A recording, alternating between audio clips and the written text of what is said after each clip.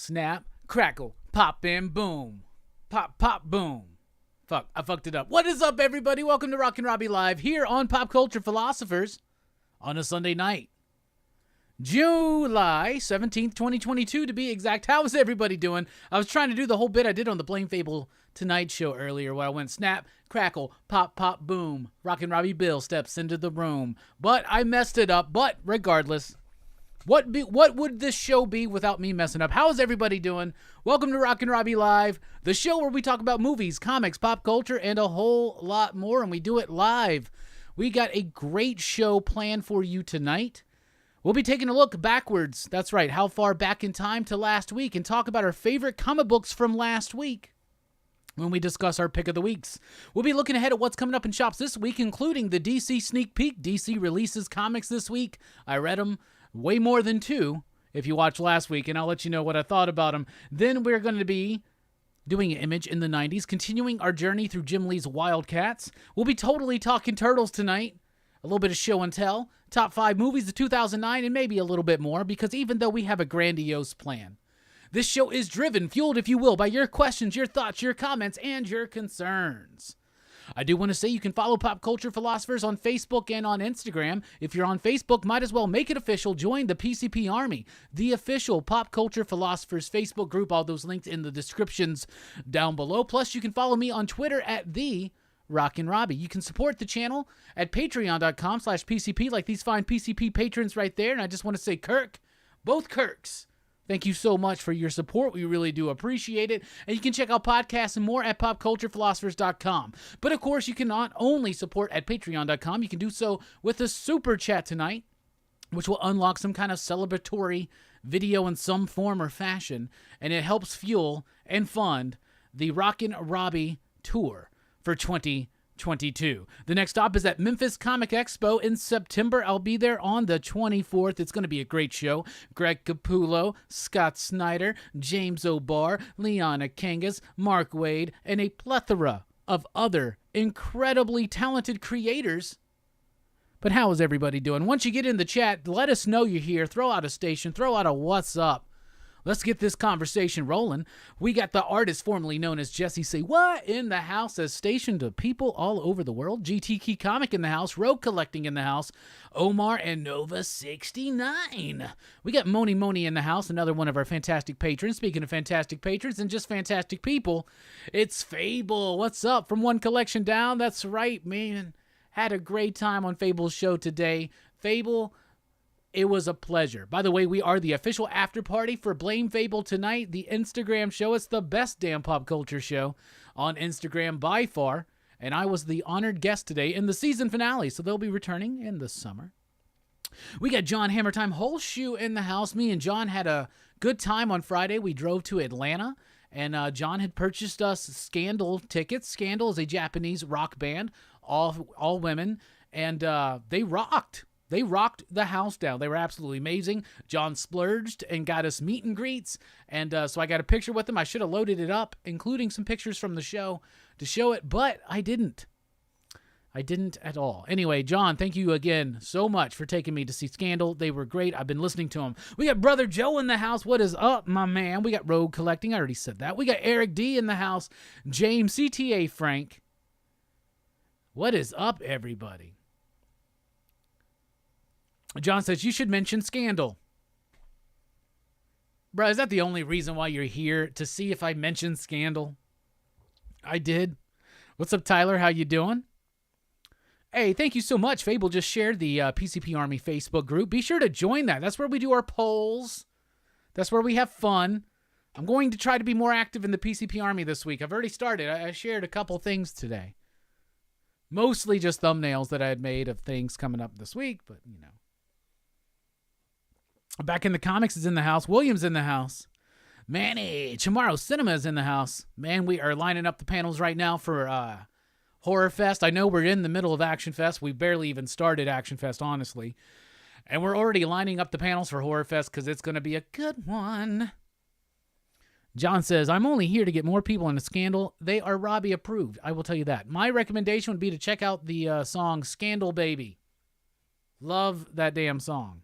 It's been in my head John says, prior to this, never seen any of your shows. Oh, thank you so much. Hey, we got Brian Weaver in the house. Hey, Brian, we're filling up the panelists right now for Horror Fest. I sent you the link. I'm waiting on your response. Better get to it.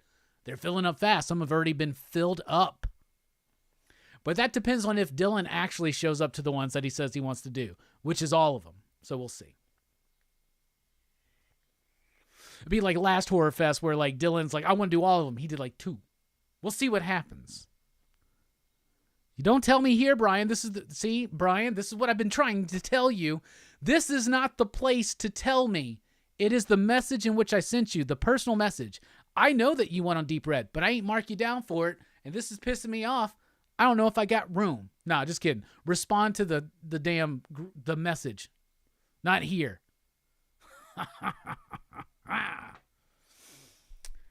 Warfest better have I Madman, you said so last year. Well, it doesn't, William. I'm sorry. We'll fit I Madman in. See, the problem is I make these notes. Do I ever go back and look at them? I Madman. We'll do it on a Rockin Robbie Live. That's what we'll do. Because for Horror Fest, we're adding some different movies because we're also doing them once again here on Rockin Robbie Live. No movie review tonight because I already did a movie review today. And I got 3 Rob Zombie films to watch this week. We'll get to all of that. Let's go ahead and get to it. I was on the Blame Fable Tonight show with Missing Link and Big Herm. We were joined by a special guest. Perry Comics was in the house. That was absolutely freaking awesome. But we talked about the movie Go, one of my favorites, and I was very, very excited to chat with the fellas about that film. Tomorrow night, PCP Movie Night, The French Connection, part of Action Fest. This is a great film. We'll be talking about it tomorrow at 8 p.m. Central Time. Thursday night here on the channel, we're going to have Dennis Camp back on for a conversation. He is the writer of Agent of World, finally released issue number 1, the upcoming 20th Century Men from Image. That book is awesome. And Bloodshot Unleashed, which is coming, I believe, in September from Valiant. All of these books definitely worth your time. Dennis is an absolute fantastic creator, one of my favorite people in the industry. And Dylan's Horror Show on Saturday night at 6:30 p.m. Central Time.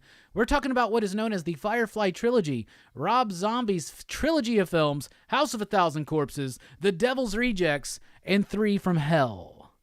I am notorious for not liking these films, so I've never seen 3 from Hell. But we'll see what happens. We got JT in the house. We also got CMA Thunder. The thunder rolls and the lightning strikes. So how's everybody doing? William had a topic, I believe. Kevin Feige really hates the Inhumans and gave us the middle finger. Obviously, we're talking about the Miss Marvel thing right here. So I've been talking about this already a lot because we did a whole thing every week for Miss Marvel, actually, here on the channel. So if you're interested in our thoughts in depth on each episode of Miss Marvel, check out that show. Aside from that, we talked a little bit about it on the Blame Fable Tonight show. The mutant bit. Okay, Kevin Feige, really doesn't like Inhumans. Wants to detach from that so far as to, like, even Black Bolt, you could see, you could see that Kevin Feige doesn't like Inhumans. They don't want Miss Marvel to be Inhuman, that's fine. So they made her a mutant. Okay, that's cool. It's nice to tease mutants already. That's nice. But, the tease we want is, 3 claws or some master magnetism showing up or something like that, right? So, you know what I'm saying? That being said, they already did a good job of trying to explain why, through her lineage, she has access to these powers, why these powers developed. So to add in that thing just kind of felt tacked on, even, and just didn't really quite work for me in the long run. Well, announcements from San Diego start on Thursday. Go to the weekend. Yes, absolutely. This is going to be a big weekend for news. 100%. Brian says, just put me down for all of them. I'll show up. Yeah, right. That's my point, William. If she is a mutant, then what's the point with the bracelet? It's like having your cake and eating it too. It doesn't quite work for me. I'll tell you that. Fable just showed up, or shared up the link, I should say, for the Blame Fable Tonight show. Everybody be sure to check that out after the show tonight after the show. Speaking of the show, let's kick it off. While you get in the topics of conversation that you want to talk about tonight, let's get into the first 5.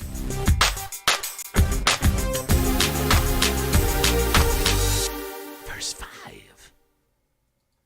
We're still going through the Blu-ray collection. We're in the S's. We left off with my Superman box set, which had the Richard Donner film, the Richard Donner cut of number 2, had Dick Lester's cut of number 2, had Superman 3, Superman 4, and Superman Returns.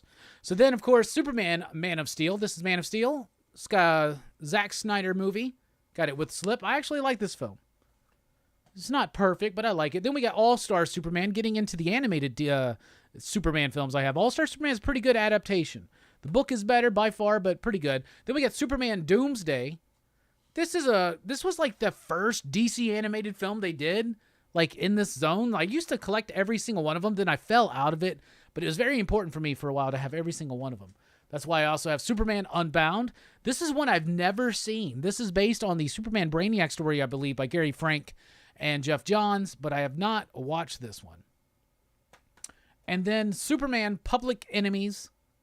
This is based on the Jeff Loeb, Ed McGuinness story from Superman Batman, the first 6 issues. And I actually like this one. I think we covered most of these on the former versions of PCP Movie Night back in the day, and this has been your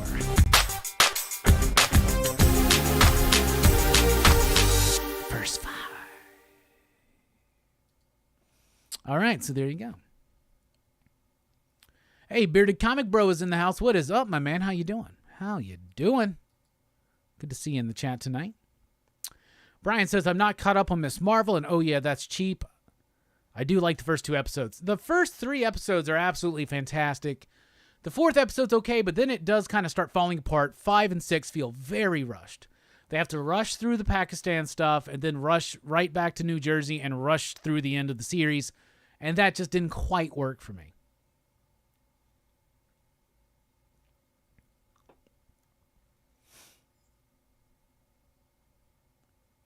You can't eat your cake and have it too. Since you ate it, you have nothing. What did I say? Have your cake and eat it too? Can't eat your cake and have it. Whatever. You get the point.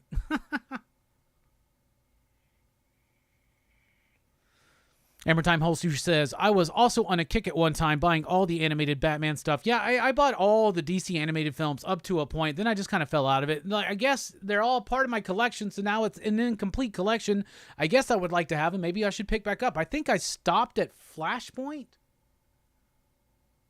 I think that's the last newish one I have, but I have bought like Dark Knight Returns. I don't think I have Batman Year One, actually. I need to get Batman Year One. That one's good. But I haven't even watched them in years. Oh, Greg and Manny miss each other. Yeah, everybody's busy in June. It's summer. You know, we didn't even do the monthly review, so we'll definitely be doing one at the end of the month to encompass June and July. Basically, what are the best books of the summer? 'Cause it's the books of summer. Hey, you like that? That's a Weezer reference, John. That's just for you, buddy. William says the new Green Lantern animated is good. Although, is that like the Jon Stewart one? I think I just saw that on the DC books that are coming up this week. Saw like an ad for it. I didn't even know that was coming out. I'm so I used to anticipate the arrival of a DC film just because it would give us the trailer for the next one, and I always wanted to know what the next one was, and I was really, really digging them. Yeah, the Jon Stewart one. Yeah, I definitely want to check that one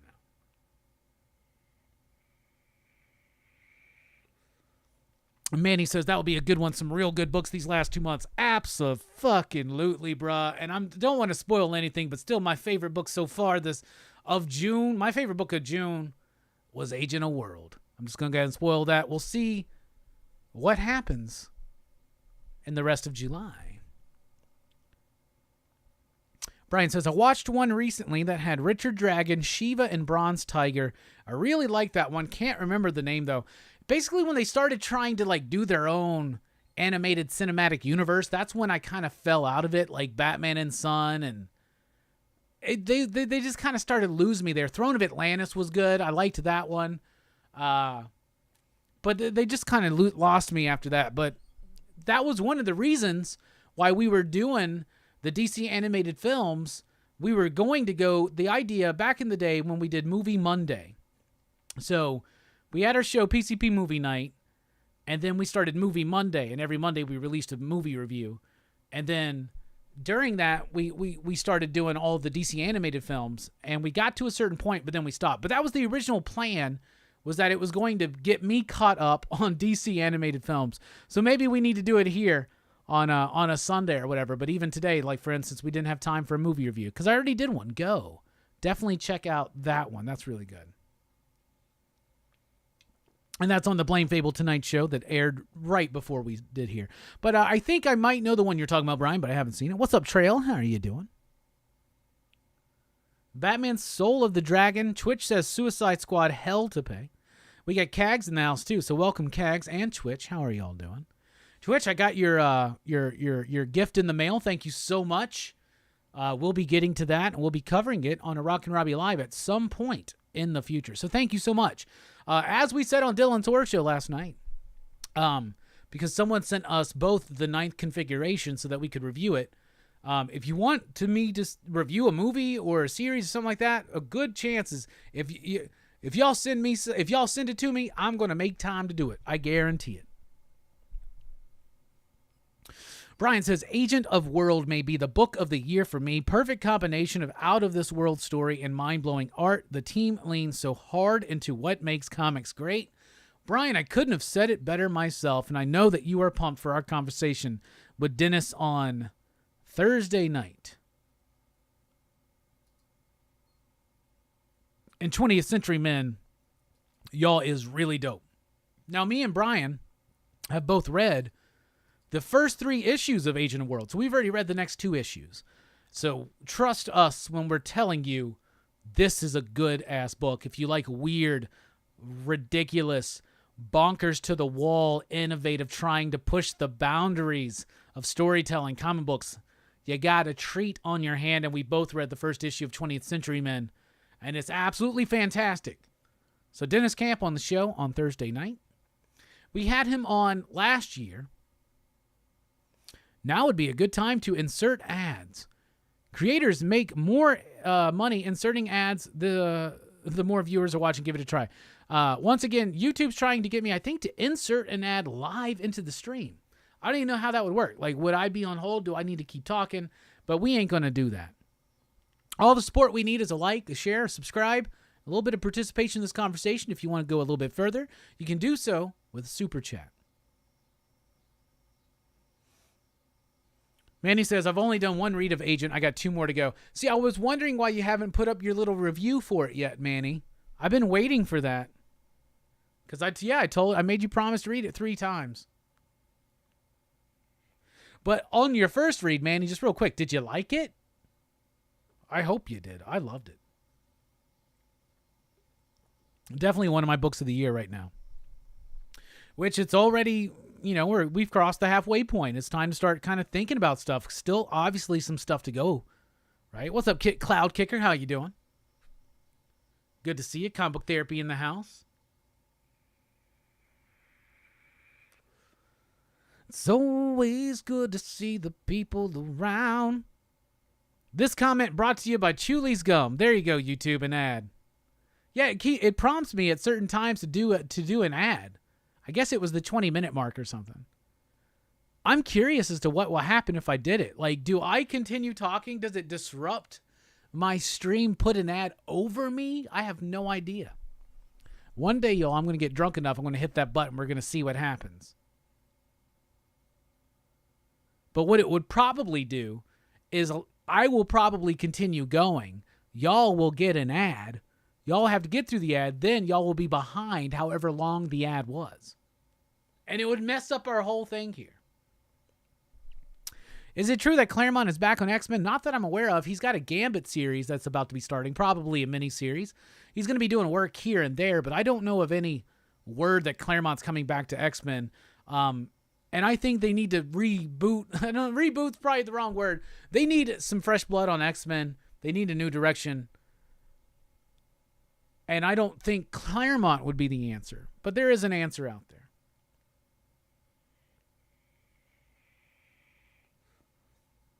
Just do it. I need to know what happens. No. I'm sure we'll get a super chat at some point. We don't need no ad. Could be an ad for Overhard Eggs from Twin Peaks. Yeah, it could be. You're right, Brian. We need to get you to film one, and we'll put our own ad in. Twitch says, man, I did 80 hours at work last week. This week was only 56. Well, I'm glad you had a light week. Jesus Christ, brother. That's a lot of work. This bud's for you. Obviously, that's not a bud. All right, it's time to look back. How far back in time to our favorite comic books of last week? In fact, what was of everything that you read? What was your favorite comic book? What was your pick of the week?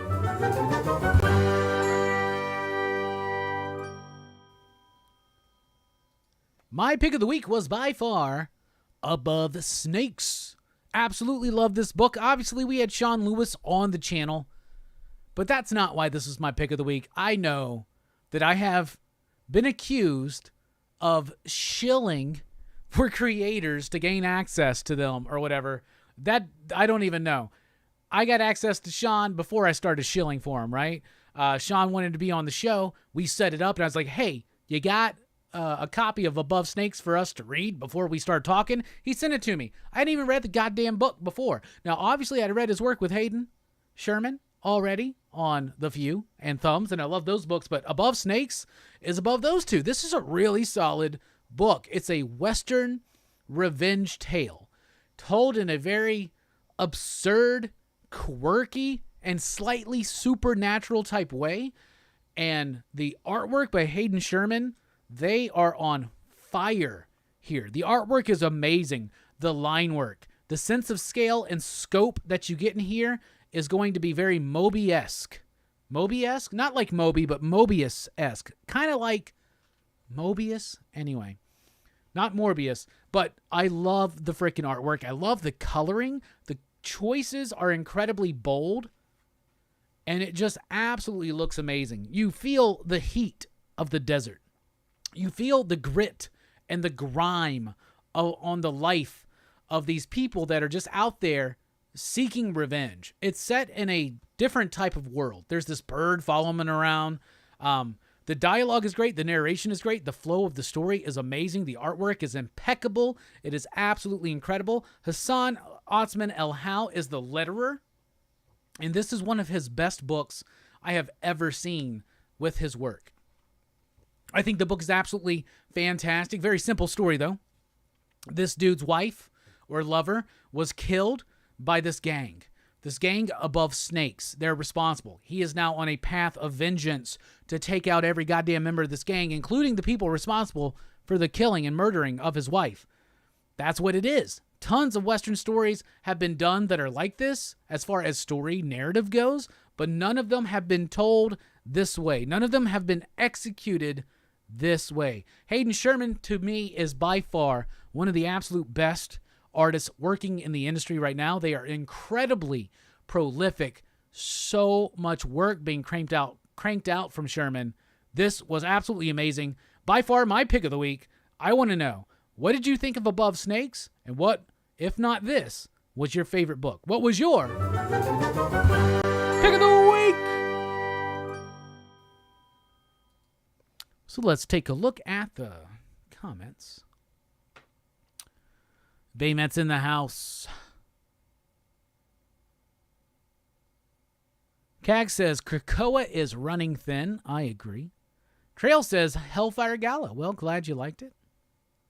CMA Thunder says, definitely Above Snakes. Bearded Comic Bro says, the color palette is amazing in this. Brian says, I've only read Rogues and Above Snakes. I love Above Snakes. I did enjoy Rogues. Rogues is great. I love that. Now, I'm not just saying that shilling for Josh Williamson. You have somebody on the show to have a conversation. Obviously, we talk about comic books, pop culture. We're going to have comic book creators on the channel, especially if they show interest. What the hell? But nah, all of a sudden you're a shill. It's cool, though.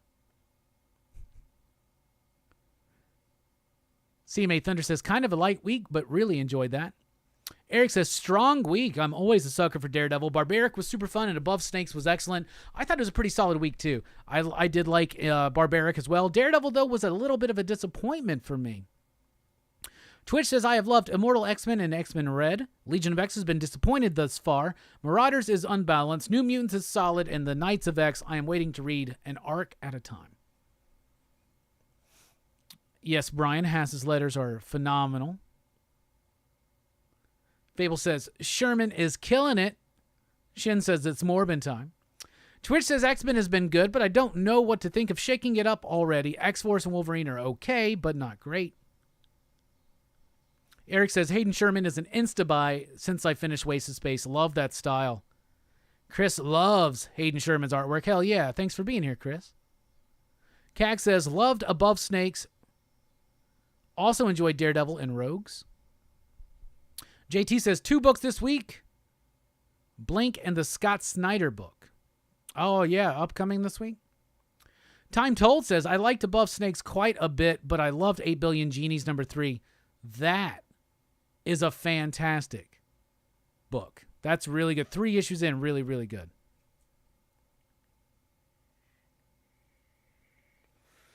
Brian says, Hayden's first comic work is amazing, and then they just keep getting better. I agree. Bearded Comic Bro says, it was between Above Snakes and That Texas Blood for me, and I think Texas took the victory for me. I quit reading that one. I need to maybe jump back on. Fable says it's definitely a big 2 weeks for Sherman. Tyler is still catching up on this week's books. Been reading Cruel Summer and Clementine this week. Both are great. Loved Patrick Todd. Looking forward to Above Snakes too. Yeah, the Patrick Todd book from Aftershock was really good, actually. I liked it. Brian says, I don't know what you're doing, but nobody's called me a shill. Well, Manny says, I'm still in that last week's books except Daredevil and Power Rangers, so I'm going with Power Rangers, The Journey, and Zach and Trini stuff is cute, and the Andro stuff is pretty intriguing. Baymat says, Moon Knight.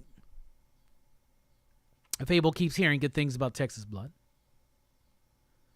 But this is just a filler till you finish the sack. I get it, Manny. I get it.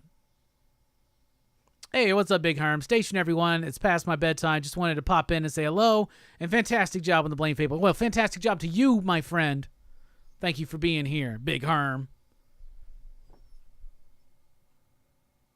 D'Artagnan Big says 8 Billion Genies was my pick. That's a good one.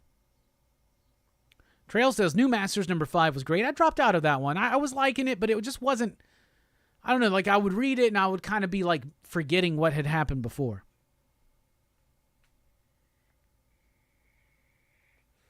Cag says that Texas Blood has just gotten better with the new arc that they have started. Okay, very interesting. Very interesting to hear. What about the rest of y'all? What are you reading? What are you digging? What's your favorite books right now? What's your pick of the week? Above Snakes was such a cool book. I was really, really cool about this. It was really cool to have Sean on the channel. All kidding aside about the shill stuff. Having Sean on the channel, that was a great conversation. We spent the majority of that conversation talking about Hayden Sherman's artwork and how amazing it is. If you liked Above Snakes, I would highly encourage you to check out their other work together, Sean and Hayden, with The Few and Thumbs. Thumbs, I think I picked up or optioned for like a show or a movie or something. So issues may be difficult to find, but probably still pretty easy outside the first one. But the trades are readily and easily available.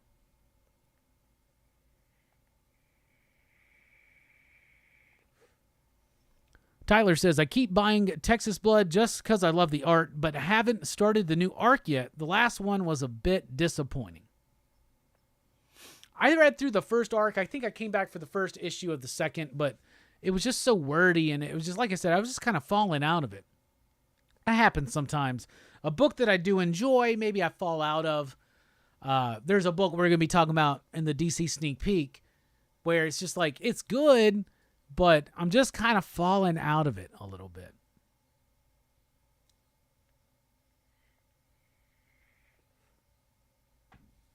Excuse me.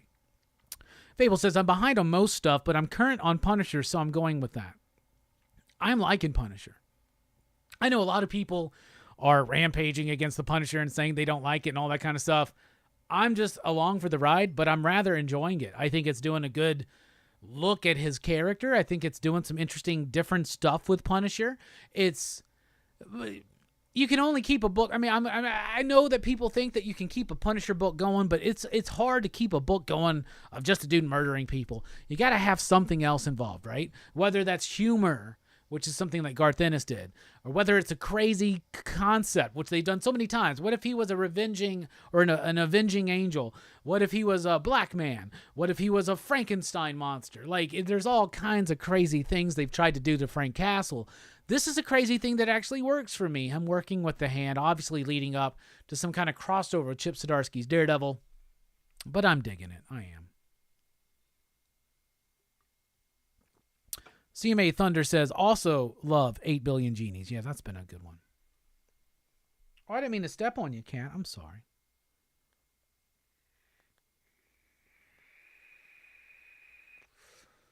Good times on the vibe tonight. All right, now let's look ahead at what's coming up in shops this week. Coming up in shops this week, and as we go through this list, tell me what you're most looking forward to reading. We get Nightwing 94. We got Flash 784. Avengers 58. Batman Superman World's Finest number 5. Miles Morales Spider-Man number 40. Star Wars Darth Vader 25. Batman the Knight number 7. Star Wars 25. She-Hulk number 5.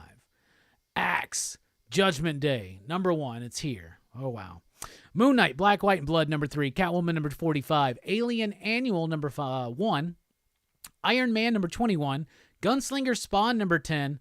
Venom Lethal Protector number 4. Jurassic League number 3. Dark Crisis Young Justice number 2. Knights of X number 4. Spider-Gwen Gwenverse number 4. New Fantastic Four number 2. Shang-Chi and the Ten Rings number 1. It's a continuation of the Jean Lun Yang story, but just a new number 1. Star Wars Han Solo and Chewbacca number 4. Ice Cream Man number 31. Ice Cream Man. DC vs. Vampires All Out War number 1. The Silver Coin number 12. Black Adam number 12. Grimm or number 2. Grimm number 3. Walking Dead Deluxe 43. Savage Spider-Man number 5. The Marvels number 12. Deadpool Bad Blood number 3. Justice League vs. Legion of Superheroes number 4. Maestro World War M number 5. Bloodstained Teeth number 4. Defenders Beyond number 1. Do a Powerbomb number 2. Hell yeah. Godzilla vs. the Mighty Morphin Power Rangers number 4. Farmhand 19. Alice Ever After number 4. Skybound X number 25. Fables number 153. Artemis Wanted number 1. Aquaman and the Flash Void Song number 2. Usagi Yojimbo 29. Seven Sons number 2. Bunny Mask The Hollow Inside number 3. Nottingham number 9. Blood Syndicate Season 1 number 3. Transformers Last Bot Standing number 3. A Calculated Man number 2. We Live Age of Palladians number 4. Star Trek The Mirror War number 7. Duo number 3. The Rocketeer The Great Race number 4. Rogues Gallery number 1. Shaolin Cowboy Cruel to Be Kin number 3. Where Starships Go to Guide number 2. Skybound Presents After School number 2. Barnstormers number 1. That's a Comixology. Tula Lotay and Scott Snyder project. Angel number 7. Lonesome Hunters number 2. Faithless Volume 3 number 6. Young Hellboy. Assault on Castle Death number 1. Life Zero number 6. Hellboy and the BPRD Time is a River number 1. Dark Spaces Wildfire number 1. It's a new one from Scott Snyder and Hayden Sherman. Jennifer Blood number 10. Nyx number 8. Heavy Metal 318. Count Crowley. Amateur Midnight Monster Hunter number 3. Samurai Sonya number 2. She Bites number 1 from Scout. Blink number 1 from Oni. Armorclads number 5. Triskelion number 2. The Joneses number 4. Rad Wraith number 2. Rick and Morty Infinity Hour number 4. The Ocean Will Take Us number 4. This is a big week. Manor Black Fire and Blood number 4. The Brother of All Men number 1. It's a new one from Aftershock. Devil's Highway number 3. Little Red Ronin number 1. G.I. Joe Real American Hero Best of Snake Eyes number 1. Playthings number 2. By the Horns Dark Earth number 3. Artist Elite Presents number 1. And let's call it there. Lots of big stuff. What am I most excited for? Shaolin Cowboy, Ice Cream Man, easy. Those are the two that I'm definitely the most excited for. What are you most excited for? Let us know in the comments in the chat right now, and we'll discuss it when we come back here on Rockin' Robbie Live.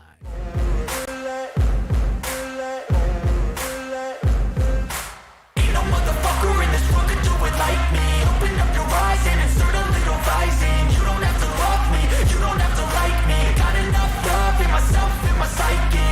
You should have the same in your brain nightly. If you wanna taste, bitch, you can fucking try me. If you wanna hate, bitch, you know where to find me. And if you go and hate this, you can fucking bite me. I'll be cruising in my lane fast, call it high speed. I've been working hard, yeah, I've been working nightly. If you think you'll win, ha, not fucking likely. I be taking shots, yeah, cold-blooded, icy. Watching numbers grow is what I call sightseeing. In the front row, run it up when they hype me. The following grows, they know how to ignite me. Call me CEO, I've been running shit right, see. And I ain't playing games, I create my own lane, making pleasure out of pain, turning losses into gains. I'm the boss, I'm making change. I've been rocking this exchange, popping off and risking things. Gonna make a fucking name, I just wanna be famous. But I don't want that cheap fame, no I'm not that vain. I just wanna be greatness. I just wanna be greatness. I just wanna be greatness. I just wanna be greatness.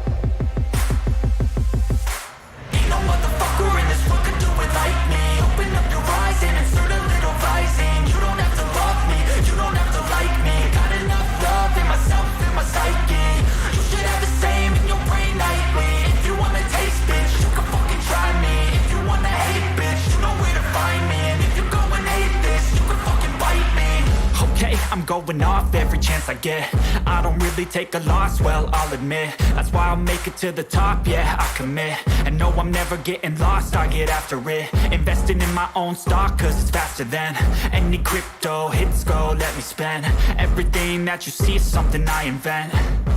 And it's only a percent. I'm gonna take shots. If I miss all, forget it. I'll take a fat loss just to learn all that's in it. I'm taking snapshots, learning how to fall and get it. I'm getting back up, always stand tall, don't sweat it. I never back up, I don't miss a thing or regret it. I'm always learning, you could call me academic. I'm always working, never been apathetic. Bad energy is like a poison, needs some antiseptic. Ain't no motherfucker in this world can do it like me. Open up your eyes and insert a little rising. You don't have to love me, you don't have to like me. Got enough love in myself, in my psyche. You should have the same in your brain nightly. If you wanna taste, bitch, you can fucking try me. If you wanna hate, bitch, you know where to find me. And if you go and hate this, you can fucking fight me. Ain't no motherfucker in this world can do it like me. Open up your eyes and insert a little rising. You don't have to love me, you don't have to like me. Got enough love in myself, in my psyche. You should have the same in your brain nightly. If you wanna taste, bitch, you can fucking try me. If you wanna hate, bitch, you know where to find me. And if you go and hate this, you can fucking bite me. Ain't no motherfucker in this world can do it like me. Open up your eyes and insert a little rising. You don't have to love me, you don't have to like me. Got enough love in myself.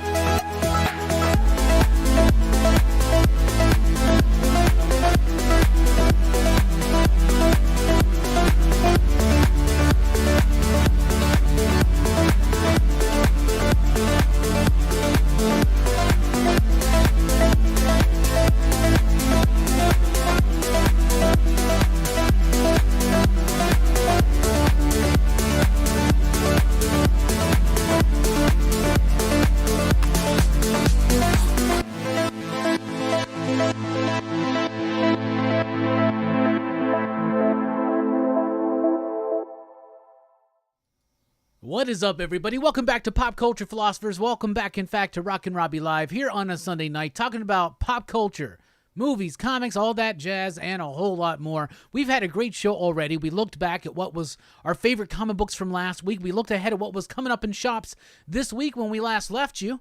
I asked you, what are you most looking forward to coming up in shops this week?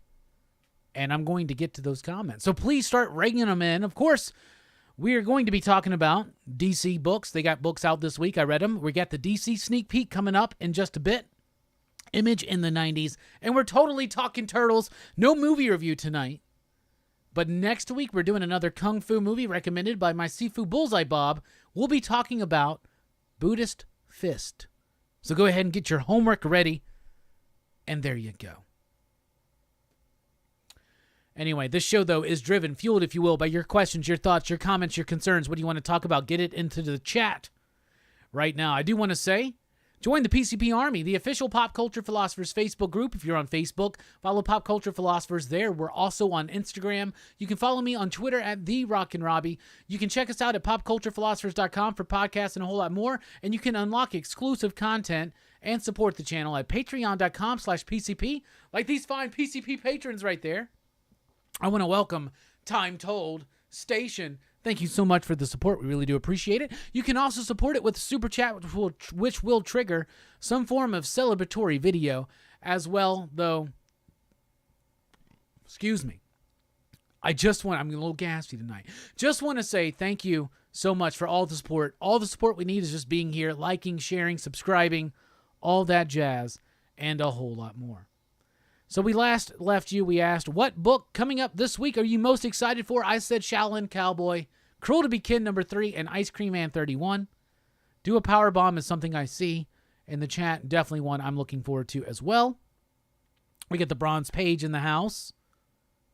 What is up? So let's see what everybody said. JT said, Ice Cream Man always. Trail said, Bloodstained Teeth #4, enjoying it enough for now. I'm enjoying it as well. Tyler's excited for Ice Cream Man. Eric says, do a Power Bomb #2. Loved the first issue. Yeah, really fantastic. Big Herm says, do a Power Bomb. Yeah. Yeah, let's do a Power Bomb, brother. Lots of great choices. Yeah, it's a big week. Tom Riffs is in the house. Do a Power Bomb is teaching me how to wrestle. I'm going to moonsault my dad tomorrow. Hell yeah. Fable says, a big week for me. Yo, Ronald is in the house. Station, Ronald. What is up? Do a Power Bomb all day. Chris says, most looking forward to Shaolin Cowboy #2, Lonesome Hunters #2, Megan Mogg in Amsterdam. What is that? And always Silver Coin and Ice Cream Man. Megan Mogg in Amsterdam. I'm going to tell y'all something. Chris can teach everybody something about comic books. I thought I liked weird, crazy, underground, alternative, independent comics. I am a normie in that world compared to Chris. Chris, teach us. Whenever something's on your radar, Chris, you reach out to me. You let me know, please. As a retailer, I would appreciate it. As a pop culture philosopher, I would appreciate it. And as a friend we've chatted face to face, I would appreciate it too. Nah, that's awesome. I want to check that out. Who does that one? Tyler says, love Count Crowley. Can't wait for that.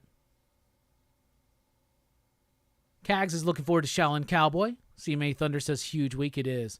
Eric's curious about Defenders Beyond 2. See, I didn't like Al Ewing's last Defender series, so I don't even know why, but I'll probably read the first issue of this. JT didn't realize it was such a big week till I started talking about it. Two Guns in the house. What is up, Two Gun? Twitch is excited for Do a Power Bomb #2, Ice Cream Man 31, and Judgment Day. Okay.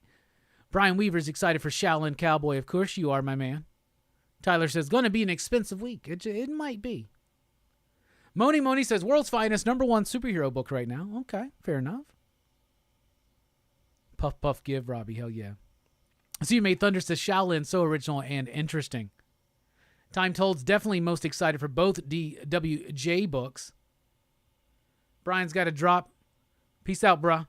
We got Circumstances in the house. What is up? Station. Pop, pop, boom, motherfucker. What's up, man?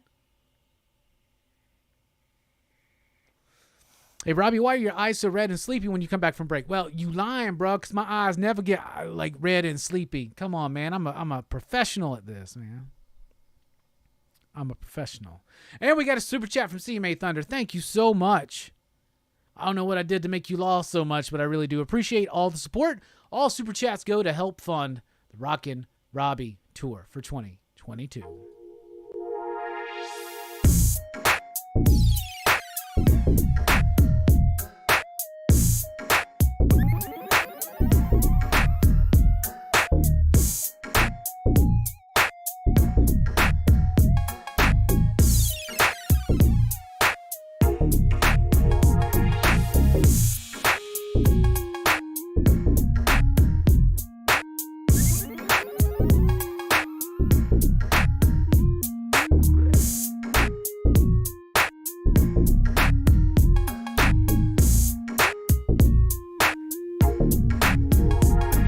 I throw it down like that. You see, my name's is Contact, the great communicator. Yo, my spit's just like crack. That's a fact. Don't relax in this truth that we grasp like a sword. In this battle of deception, I attack. In front is the enemy. It's gonna be a victory. You're hearing me? Just wait and see. Spears of possibility flying through the air with the greatest of ease. They penetrate the heart and bring a villain to his knees. Full speed ahead, marching through their defenses. Now we drop the beat just to fuck with their senses. In trenches, they high, they low, talking shit. Quit being a bitch and get a grip up on your lips. See the acme advances with catapults and lances. Desperate in their efforts cause they running out of chances. Yeah. But the shields fall away. And we're shielded by justice. It's a shield. It's impenetrable. Just trust us.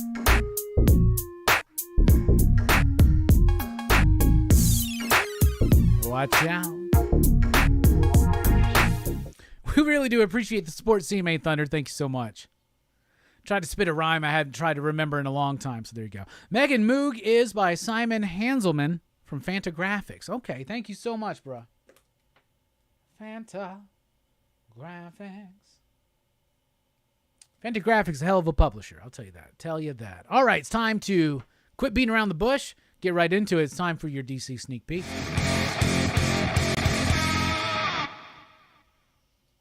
First up tonight will be Blood Syndicate number 3. So this is written by Jeff Thorne with artwork by Chris Cross. A little bit of Tom Rainey in there as well. I've been enjoying this book, and I enjoyed this third issue, but I felt a disconnect. And this was what I was talking about earlier. This might be the book, 3 issues in, I need to go back and reread. I read a lot, and that's not an excuse or anything, but I read a lot, and sometimes I read a book and I'm like, I don't remember where we were. I don't remember how we got here. This felt like it was a leap, like I was reading a different book. I felt like I missed an issue when I first started this, but then it kind of ironed itself out and I was enjoying the book for what it was and what I typically enjoy the book for. But this one just kind of felt disconnected. Then we've got Duo, issue number 3. Yes, issue number 3 of Duo. This is by Greg Pak, right? Yeah, Greg Pak and Koi Pham, Scott Hanna as well, and Chris Sotomayor on the coloring.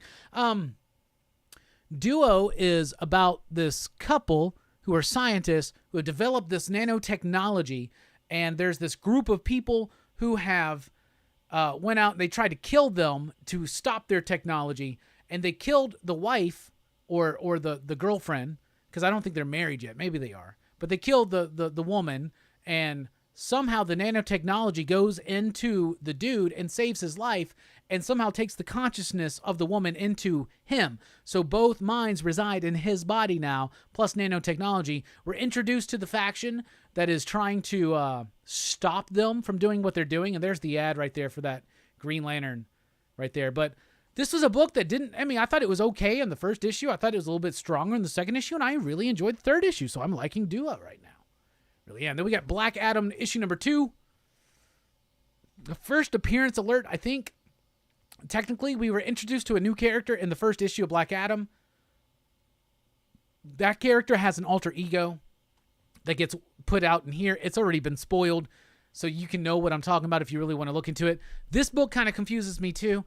I'm not used to Black Adam not being in his Black Adam persona and being in his younger, more dashing, sophisticated Prince King of Kahndaq. Like, I am confused. I really like Christopher Priest. I trust him. This is a weird approach to a Black Adam series, and I don't think it's going to appeal to many fans, hardcore fans of Black Adam, but it's interesting enough. But there's a lot of like jargon in there, like political and legal jargon that doesn't quite work. I don't know. It's interesting, but I'm still out. The jury's out on that. Dark Crisis, Young Justice, issue number 2. So in the first issue of this, I said it's not integral to understanding Dark Crisis. I agree here. I also said it was really good, though, mostly if you're a hardcore fan of the old school Young Justice. I do not say that for issue number 2.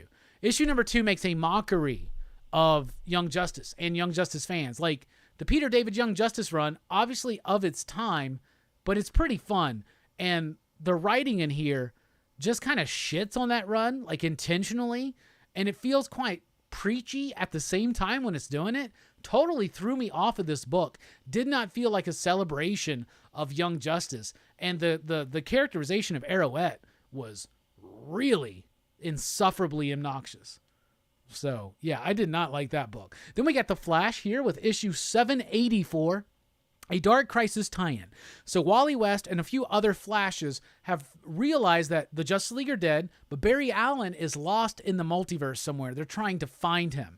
So this is what happens. The different speedsters get split apart. They're trying to find Barry. Some actually find them. Some find other versions of him throughout the multiverse. So this is just kind of elaborating on that a little bit. It's a little bit of a slow movement forward in momentum compared to the last issue, but with compared to how held back Dark Crisis has been so far, we're not in the shit yet. So it makes a lot of sense why this is kind of keeping this slower, more deliberate pace into building up to this. So it does feel maybe a little bit too decompressed, but at the same time, I rather enjoyed it. Jeremy Adams has been doing a great job with that, and that's a good, solid Dark Crisis tie-in. Not essential, but definitely a solid book. Then we have Aquaman, The Flash, Void Song, issue number 2. I was rather impressed with issue number 1 of this. Extra size, $7. I said it would be hard for me to recommend it, but it was really good. The reason why it would be hard for me to recommend it is because it's $7. I cannot justify $7 for issue number 2. Issue number 2 was okay. It lost a little bit of momentum. It did move the story forward, but it does some things with the conflict and personalities between Arthur and Barry that just feel a little bit shoehorned in. There's this big epic thing going on. The basic premise of this book is this. There's this invasive species coming to Earth. They play a song that makes everybody just stop in their tracks.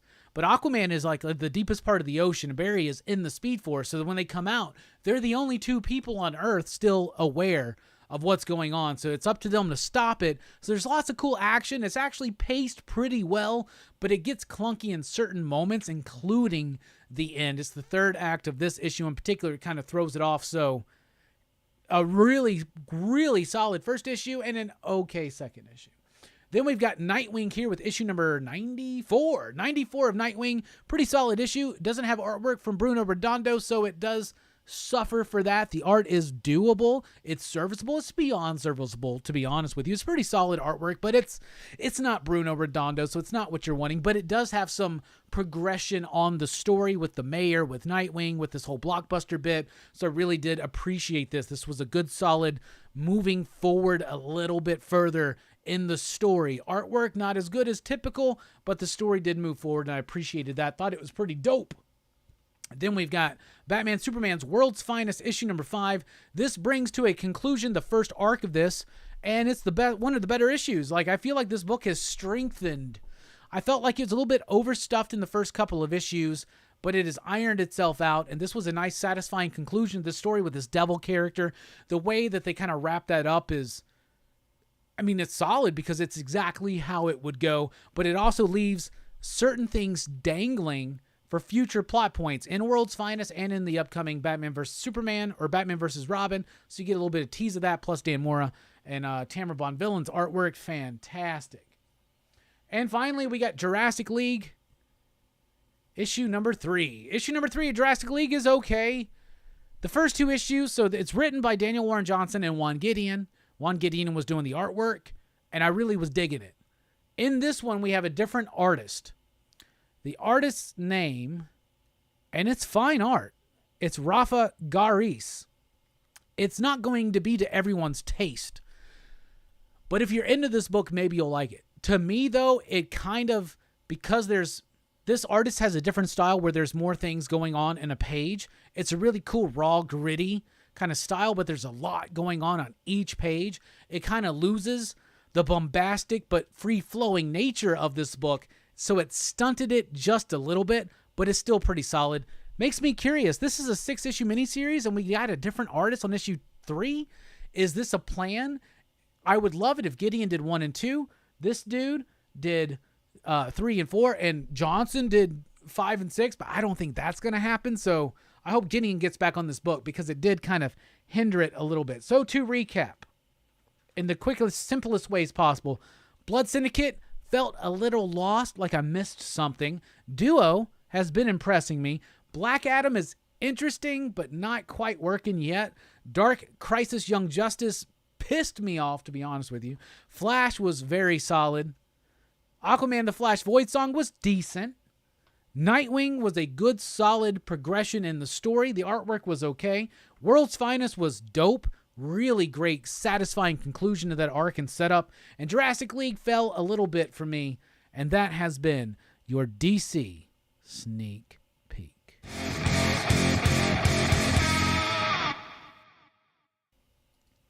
So there you go. Let's see. We got Empire Comics in the house. We got Bullseye Bob, Everything Comics. That's right. Next week, we got a movie review. We're talking about Buddhist Fist.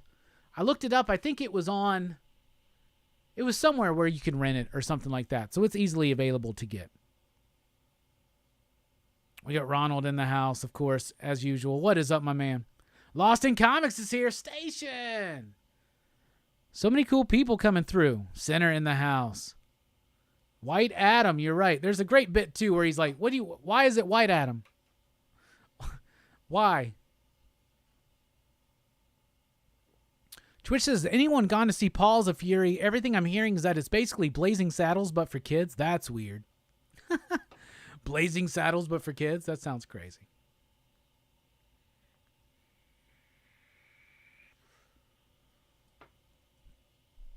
But that was your DC sneak peek. So a pretty decent week for DC, but it was all right. I mean, I liked the artwork in Jurassic League. It just didn't quite have the same flow and pace. I think it messed it up. It messed up the flow a little bit for me.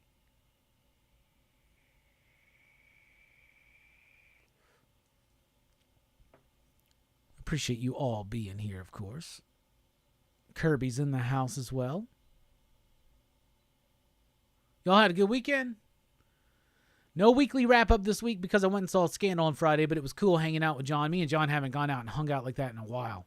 What about the Marvel sneak peek? I don't get a sneak peek on Marvel books. I read those on Tuesday. Those are usually I do get a little bit of access to some Image books, and I get Vault, Mad Cave, Scout, DC. Those are the ones I get early. I don't get Marvel early. I don't get Dynamite early. Why do I not get Dynamite early? I need to get Dynamite early. We need to work that shit out. I'll be honest. We got a super chat from Bob from Everything Comics. Been a while since I bought you a coffee. Station. Well, thank you so much. Really do appreciate it, my man.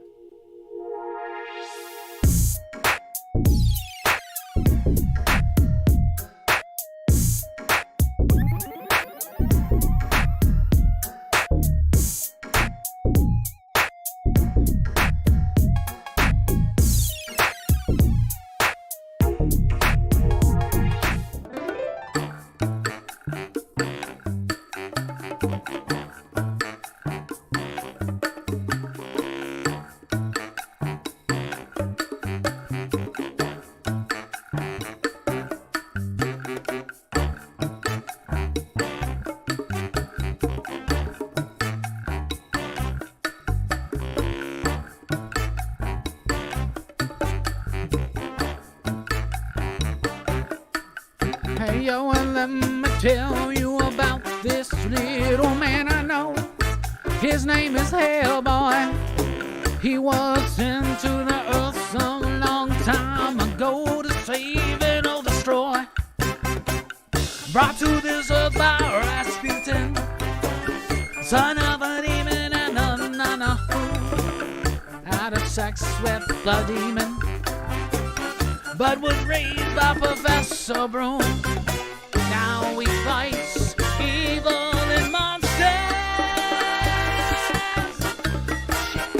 Now he fights with a man who's a fish named Eve. Now he fights with the fire starter named Liz and an ectoplasmic master named Omar. CTRG, yeah!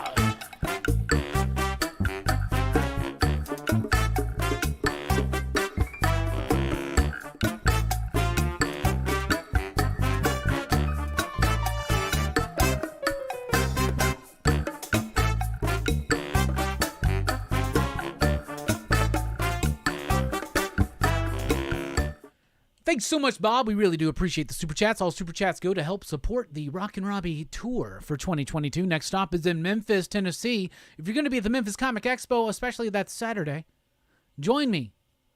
Let's hang out. Let's go see some creators. Let's talk. Let's get a coffee. It's on Bob. Thanks so much. John says, it was so much damn fun. Thank you for so much for seeing me. It was thanks for going with me. Seeing Mommy Sasazaki in person was life-changing. That was really great. Really good stuff. Evil Face Bad is in the house station. I do like iced coffee. I will buy that coffee. Thank you so much, Bob. We really do appreciate the super chats. We got Beer Guy 303 in the house.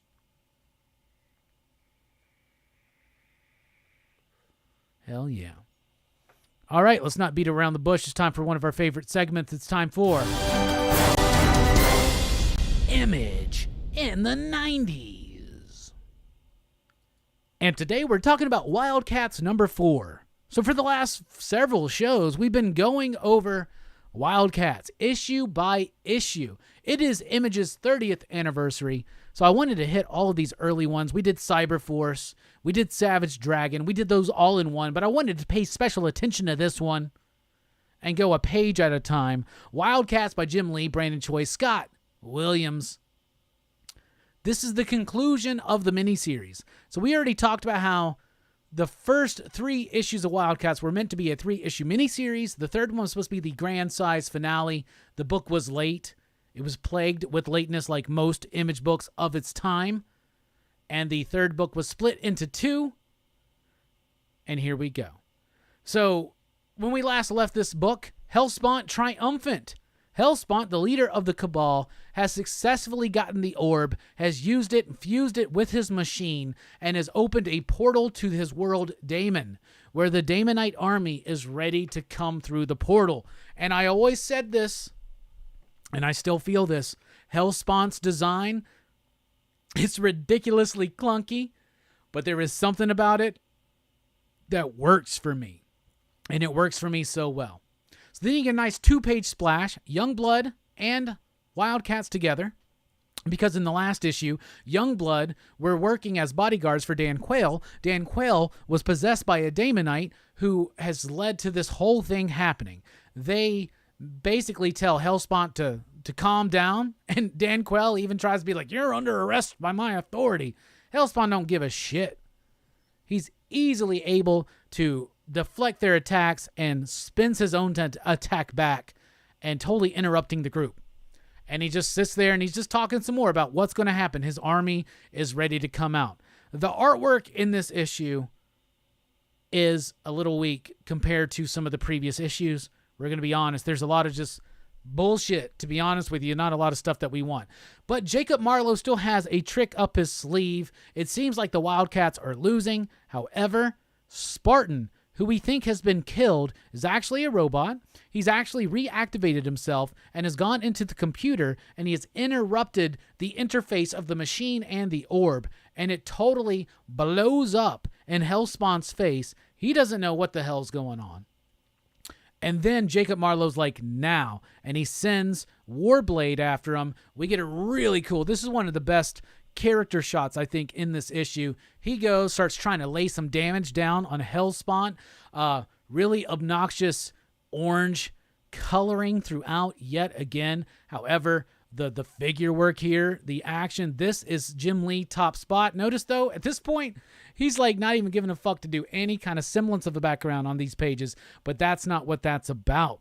Hellspawn realizes that his portal's now closing. He's like, what is up? He starts getting desperate, starts trying to go to town on the Wildcats, but the Wildcats are there and they are ready to stop him. Some decent action poses here, but you lose a little bit of this excitement. Then Gnome shows up and interrupts everything. Gnome has actually been the dude who's responsible for all the shit. He's the one that called in IO. He's the one that did this. He's playing all the different sides. I guess he's a human. He's got the triad with him. And he's trying to gain this power for himself. He attacks Hellspawn, but the Wildcats then decide they're going to go after him. There's a big revelatory little bit right here, a little clunky on the storytelling. That's never been Jim Lee's strongest suit, in my opinion, but maybe looking at some more of his top-tier work would reimagine that. But basically what happens is that Gollum gets destroyed. He gets taken out by Jacob Marlowe, and he's like, I'm not a good guy, bruh. And he just shoots him and he kills him. The Triad has to go off and do their own thing. And then the building's about to explode. Youngblood gets out of there, but they don't know if the Wildcats make it. Void has been temporarily taken out, but Jacob's like, take some of my power. I'm the one. And it does this kind of time loop in the beginning of Wildcats issue number 1. We see that the Void, this moment happens, but she dies, but a part of her gets sent back to the past to influence her actions to prevent that future. The change is meeting Jacob Marlowe and getting him to realize his potential, his power, and that is what saves them. As the building explodes, Youngblood gets away, but they don't even buy that the Wildcats are gone, and the Wildcats are not. And this is the remaining bits of the triad. They have to leave. Wildcats is like, yo, Shaft's like, yo, they're still out there. We're going to come across them. They think Spartan's dead. Meanwhile, we go back to home base. The Wildcats were there. Jacob Marlowe's popping champagne. He's like, yo, we did it. Voodoo's kind of sad. They're like, yo, why you sad? She's like, well, Spartan died. He's like, no, Spartan didn't die. I'm growing another body. This was Spartan 7. He's already died plenty of times. His consciousness is being uploaded to a new robot body, and there you go. So then he has this conversation with Void where we basically, in case you didn't get the time loop wrap around, they explain it for you pretty obnoxiously, and then it ends with Lynch. Lynch is sitting there, and he's like, you know what? Let's go. And it teases in the next bit. That was Wildcats number 4. So here is my copy of Wildcats number 4. Like I said, the artwork, it's doing some shortcuts, definitely. These books were late. I think it took over a year, if not a year, for these 4 issues to come out. And in this one, you get some nice Jim Lee flair, but it's nothing that you haven't seen before. And there are some shortcuts that are more visible than what was going on in issue number 1 and issue number 4. That being said, the book looks cool at the time. This may be the best spread on the entire issue. But at the time, this was top-notch coloring, state-of-the-art, but it is very orangey. You kind of get that semblance on the cover. It makes those figures not pop as much. I don't know if it was because they didn't know how this was going to print on the page and it looked better on a screen. But overall, pretty cool. There is a bit at the beginning. Jim Lee has done a little editorial in each and every single one of these. Look, it's teasing Pitt showing up in Cyberforce. But Jim Lee was talking to here, and here he addresses the lateness of Wetworks. That was one of the most delayed image number 1s of that time. Very notorious as being as such. But you see just how it all kind of becomes a muddy of orange and brown. And the figures don't pop as much as they should. But some really gnarly work there on the Spartan corpse. But I did like it overall. I think this issue goes 3.0. I think overall the 4 issues, nostalgic-wise, goes like 4.0, but in reality, it's like a 3 to a 3.5. So me, I'm going to go right in between, and then there's this whole tease at the back that's a different book. I think it's Tribe, actually. Yeah, it is. I'm going to go overall Wildcats 1 through 4 by Jim Lee, Brandon Choi, and Scott Williams, and whoever the colorist is. Who is the colorist? Microphone is falling. Oh, Joe Chiodo. There you go. Joe Chiodo used to do these like girl pinup card sets and shit that I remember really, really liking. Overall, though, I'll give Wildcats a 3.69, dudes. Yeah, all right. And this has been your edition of Image in the 90s. All right. Not too bad. Let's see what's going on here in the chat.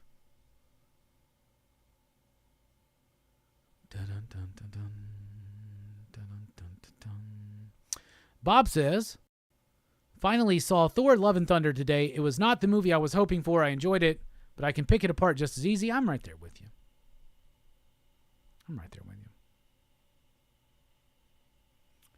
It's crazy how well this art style worked for Image, says Center24. Jim Lee's pretty dope. Really is. Coloring could have been a little bit better. This was what at the time was state of the art and what they were popping with. Bob says, Dan Quayle possessed by a Damon Knight. Yeah. Evil Face Bad says, I definitely feel Spawn was way more appealing when Greg Capullo was doing the artwork for his books. I agree with that. I love Greg. I don't know. Those early ones by Todd were pretty dope too. But Greg really carried that for a long time. It is hard making backgrounds, but it's part of the job. But you don't need background in every single panel. I'm just saying. So when I criticize someone for not having a background, I'm not really I understand. Jack Kirby skipped out on backgrounds. I get it. I 100% get it. I'm not criticizing it for that. But this book feels lazy artistically. Lazy is not the right word. Rushed is probably the right word. But for Jim Lee, lazy. Because he can do it.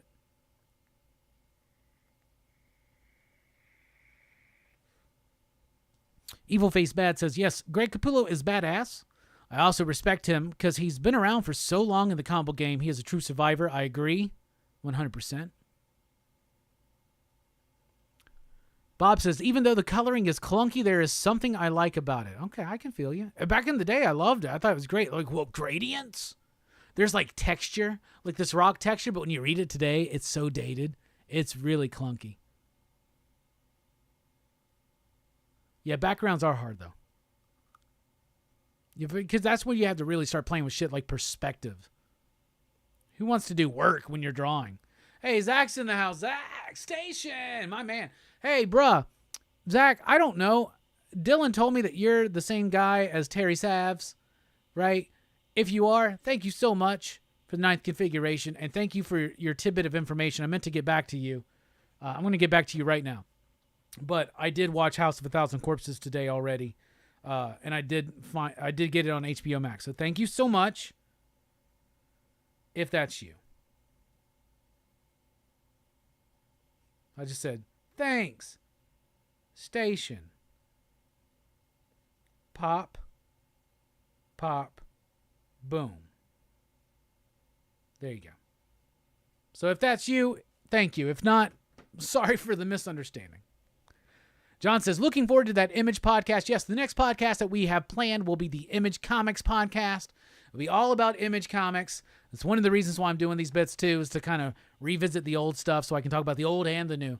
That being said, if you've been eagerly anticipating the Mel Brooks podcast, it's going to be another busy week. I'm going to try to get that done. Sorry, y'all.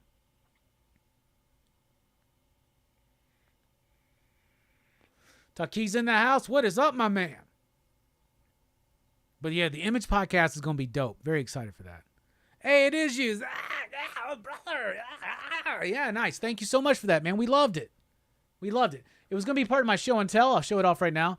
Zach sent that to me and Dylan, the 9th configuration, and we wound up reviewing it yesterday. Like I said, you want us to review something, send it to us. We'll review it. I loved this movie. I gave it a 4.5. But also, let me know that HBO Max has House of 1,000 Corpses and Devil's Rejects, and then Shudder has 3 from Hell. So thank you so much. I thought I was going to have to spend some money. Or maybe I will. Maybe I love these movies all of a sudden, and then I want to buy them. You never know.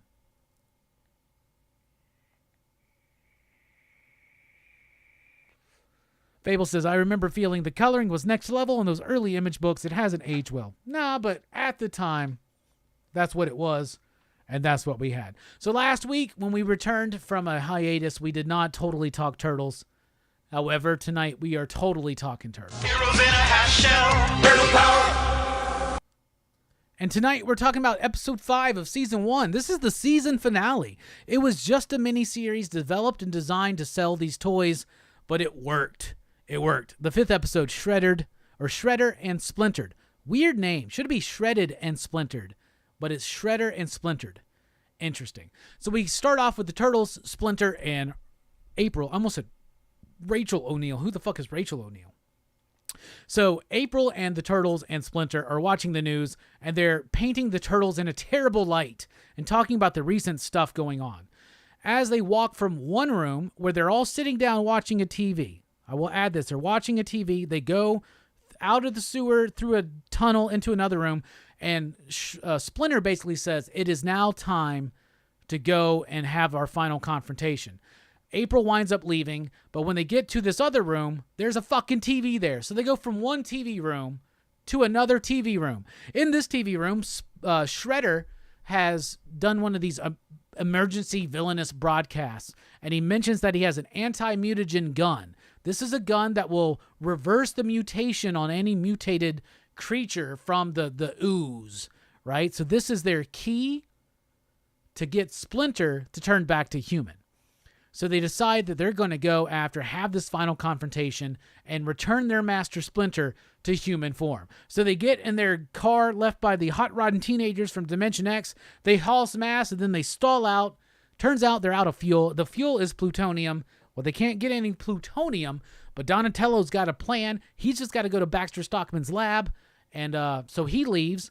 And as soon as he leaves, Bebop and Rocksteady show up and just ambush them. They have a little bit of a battle, but the Turtles once again get these dumbasses into a garbage truck and then dump a bunch of cement on them, and that's how they easily defeat Bebop and Rocksteady. What's really cool, though, is this as a finale for this miniseries, for this first season, it has all of the bells and whistles, as you will see. Donatello, meanwhile, goes to Baxter Stockman's laboratory, finds the bit that he's trying to work on, and he starts working. Meanwhile, Krang is ready for his new body. In the last episode,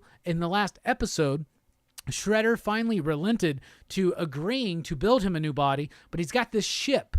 This chip is going to allow him to change his molecules, grow in size, create different weapons, stuff like that. So he gets put into his new body. Now would be a good time to insert ads, it tells me.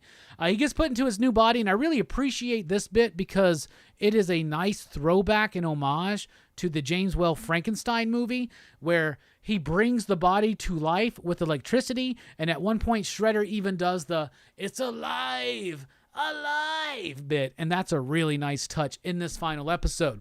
The Turtles and Splinter outside of Donatello. Actually, Donatello's back with them? Wait, nope, that's a miscolorization. That's supposed to be Raphael. Oh, very interesting. Meanwhile, the other Turtles outside of Donatello wind up at the Technodrome. Shredder sends his foot soldiers after them. They have a little bit of a tussle and a battle.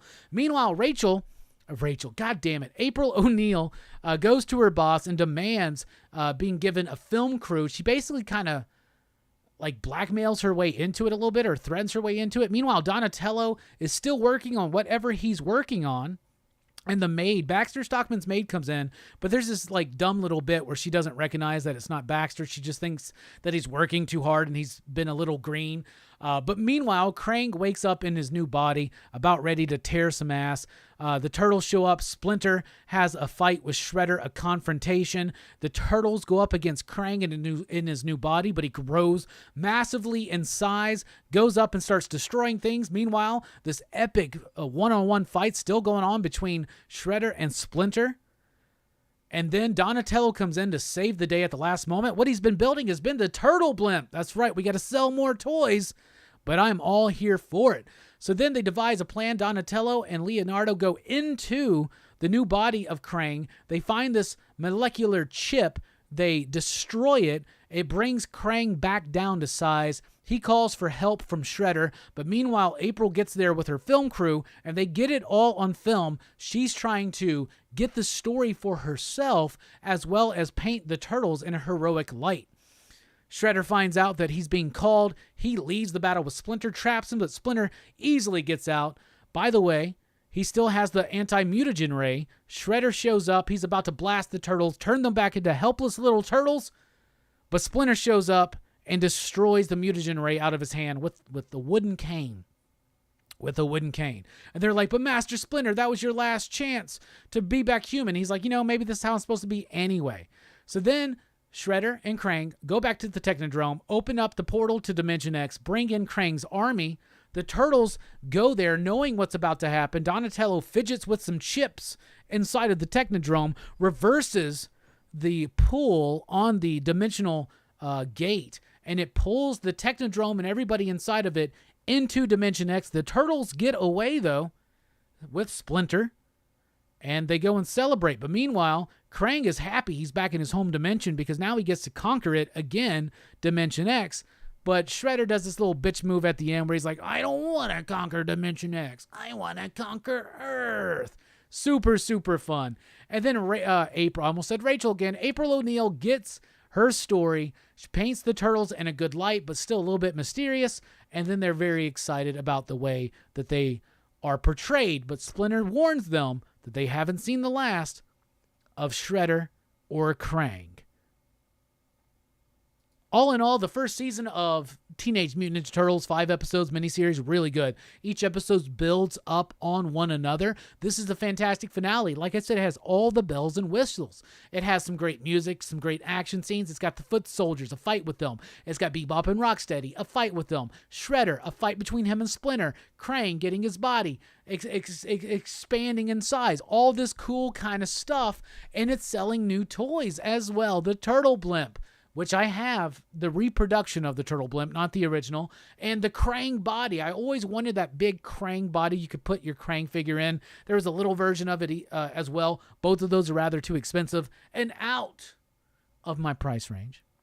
Ronald says, get those ads going. Nah, we good. All we need is a like, a share, a subscribe, and maybe a super chat every now and then, just because I like to sing that Hellboy song. Dominic says, I recently bought the Turtle Van DVD set with every season on it. That's what I have. That's what I've been going through. Hell yeah. Dudes eat nothing but pizza, and you don't think they're going to have a TV in every room? You're right. You're right. They will. What the fuck? Shredder with the gun. Yeah, but it's an anti-mutagen gun. Farewell to the flesh. Hell yeah. It is turtle time. Hell yeah. April really stood out with that yellow jumpsuit. Yeah, you know it. Anyway, absolutely fantastic. April had some big boobs back then. I don't see why they were always wanting pizza. I've been constantly craving milk. All right, Homelander. Anyway, it's been great to revisit the first season of Turtles. We will continue totally talking Turtles tonight eventually. But before we do that, we may take a few weeks off of doing any of these kind of bits, do some movie reviews and other things like that. But when we come back, we're going to be going into season 2 of X-Men. So tonight has been, for now, your season finale of Heroes in a half shell, turtle power. Totally Talking Turtles tonight. But soon, the return of season 2 of an annotation on X-Men Animation. Season 2 of X-Men coming up soon, and that's it right now for Papa Boom and part 2 of Rockin Robbie Live. We'll be right back after this break. When we come back, top 5 movies of 2009, show and tell, the final 5, and even a little bit more. Station, y'all.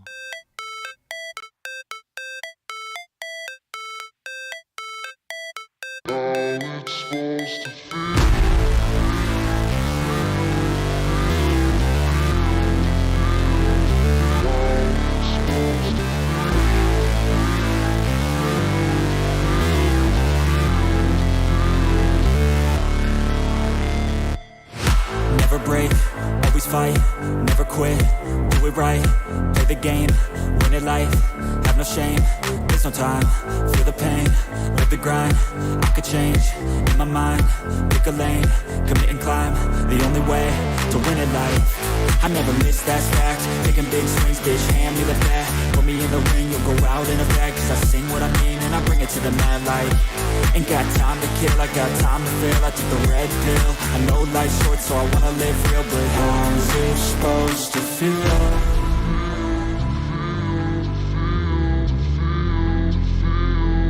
How's it supposed to feel?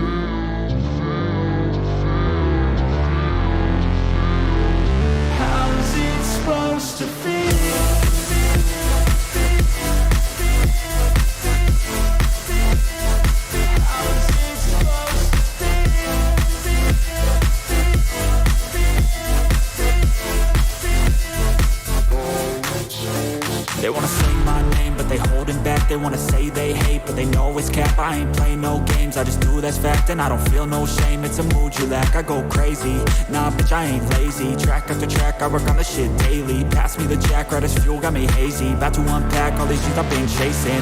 I've got visions in my head, like memories after death. To be a legend instead of something you can forget. I'm living up every breath, I'd rather lead than be led. I'll fill the seats as I spread, with every word that I've said.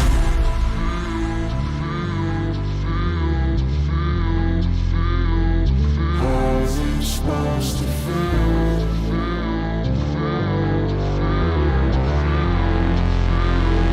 How's it supposed to feel?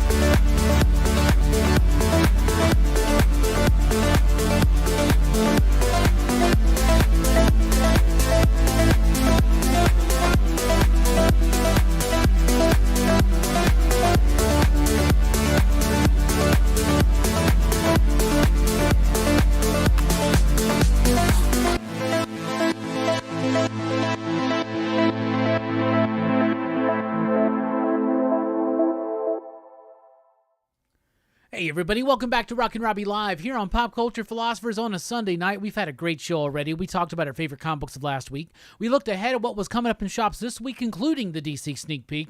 We talked about Wildcats #4, an image in the 90s, and we were totally talking Turtles tonight. Now we're about to get into top 5 movies of 2009. And a little bit of show and tell, and who knows what else, because the show is driven, fueled, if you will, by your questions, your thoughts, your comments, and your concerns. Follow Pop Culture Philosophers on Facebook and on Instagram. If you're on Facebook, join the PCP Army, the official Pop Culture Philosophers Facebook group. You can follow me on Twitter at the Rockin Robbie. You can check us out at popculturephilosophers.com for podcasts, merch links, and a whole lot more. All those links in the description down below. Plus, you can support the channel. Excuse me. Been drinking a little bit tonight. You can support this channel over at patreon.com/PCP. Unlock exclusive benefits like early access to the weekly comic book review and a downloadable audio file, available hours before it drops here on YouTube. Plus, the Mel Brooks podcast is up in its unedited, raw, uncensored video format before it gets cut down into an audio delight for everybody. That should be coming up in the next couple of weeks. So there you go. You can also drop support with Super Chat, but all the support we need is you being here, participating, liking, sharing, subscribing. Right now, I'm reading. We've got 58 people in here, only 49 likes. That's not good enough, y'all. We need 100 people here every Sunday night. Let's start working on that. Let's start getting the goals, man. The numbers have started to drop. What's going on? Am I not entertaining anymore? No, it's the YouTube algorithm. It's like Leo Getz would say, they fuck you with the algorithm. It's up to us to watch these videos all the way through, to like, to share, to subscribe, to get people to understand that Rockin Robbie Live is the place to be on Sunday night if you're into movies, comics, pop culture, and a whole lot more. Be sure, as soon as this show wraps up, to go check me out at the Blame Fable Tonight show. We are the official after party for the Blame Fable Tonight. They had their season finale this evening right before our show. I was the special guest along with Perry Comics. We talked about Go, the movie. Fantastic. Tomorrow night, PCP Movie Night Action Fest Week 2. We're talking about The French Connection. It's going to be a great panel. It's going to be me. It's going to be Jelani. It's going to be Brooks. It's going to be Mike. And it's going to be Joe Corallo. It's going to be a great show tomorrow night. Thursday night at 7 p.m. Central Time. Join us for a conversation with Dennis Camp. We had him on last year. We're going to have him back because Agent of World has been unleashed upon the world. 20th Century Men and Bloodshot Unleashed are about to be unleashed on the world, and I'm excited to have Dennis, one of my favorite minds in comics right now, here on the channel. Then we got Dylan's Horror Show on Saturday. We're going to be talking about the Firefly trilogy, House of a Thousand Corpses, Devil's Rejects, and 3 from Hell. And that is all going to be Saturday at 6:30 p.m.-ish Central Time. So what is up? Let's see what everybody was saying. Evil Face Bad says, I finally caught Miss Marvel. Finished out the whole season. Not that bad. She ain't no Batman, though. Yeah, I agree. She ain't no Batman. Fable says, Miss Marvel 3.69 backlogs. Hell yeah. Nice. Evil Face Bad says, I lost my virginity to this first track he's playing right now in the back of an ice cream truck. Well, how's it supposed to feel? Well, now you know how it's supposed to feel. Joram says, picked up a Deathstroke Migo. Amazing. That's how it's supposed to feel. Hell yeah. Robbie, you still reading Death Dealer? No. However, they did reach out to me and offered to send me all the issues. So I told them, I gave them my address, and I'm just waiting on getting those issues, and we'll do something for it. We'll do a bit. Frankenfrog's in the house. West Coast Avengers. West Coast? Bob says, I'm not a big vintage toy buyer. I'm usually pretty selective, but the other day I came across a deal I just couldn't pass up. I will probably put out a video showing it off. Hell yeah. Excited to check that out, bruh.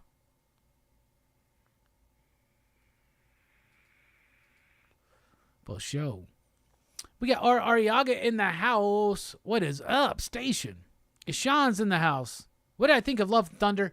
I did the review last week, non-spoiler review, here on Rockin Robbie Live. You can definitely check that out. I should have clipped that out.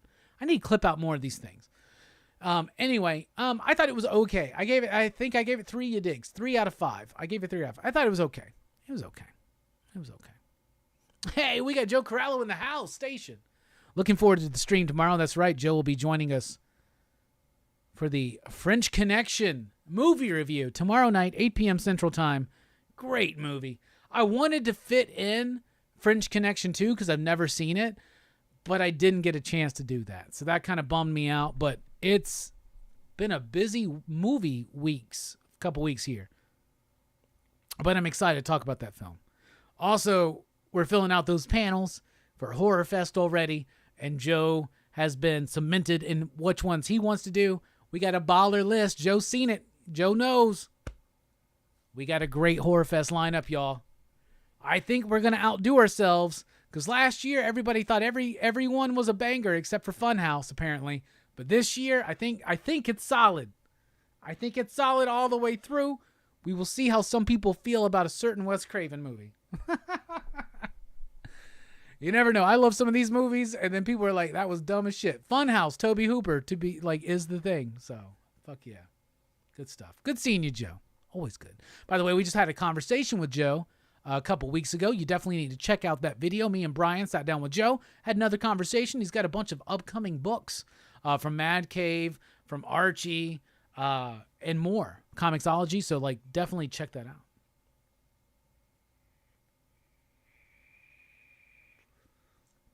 I'm trying to see Black Phone.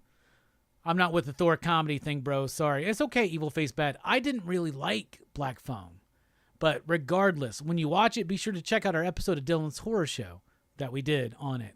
So some interesting, different thoughts on that. All right, y'all, let's get right into it. 2009 doesn't seem like that long ago, but it feels like so long ago. So it's time to talk about our top 5 favorite movies of 2009. Let me know yours. I'm about to let you know mine. But first up, honorable mentions. Honorable mentions go to Star Trek, the Kelvinverse first movie, however you want to call it. I really like it. I Love You Man. There was this like bromance comedy thing going on at this time, and I Love You Man really, really works. Watchmen. I think this is the best version of the Watchmen movie we would have ever have gotten. I actually like it.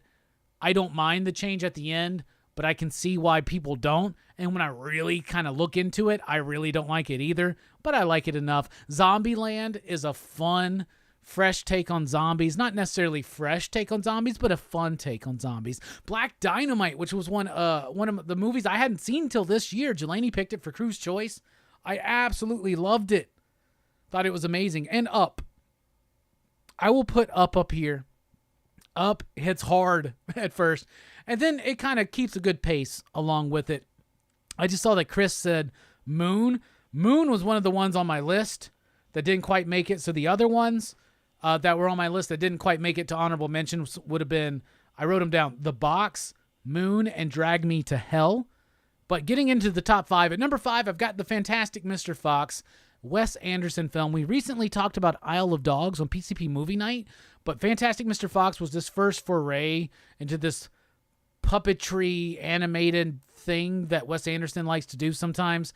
But I love this movie. I think George Clooney's great, Jason Schwartzman's great, Bill Murray's great. All of the cast is great doing the voice talent, but it's also just a really cool, weird, quirky, interesting, and beautifully shot movie by Wes Anderson. At number 4, A Serious Man.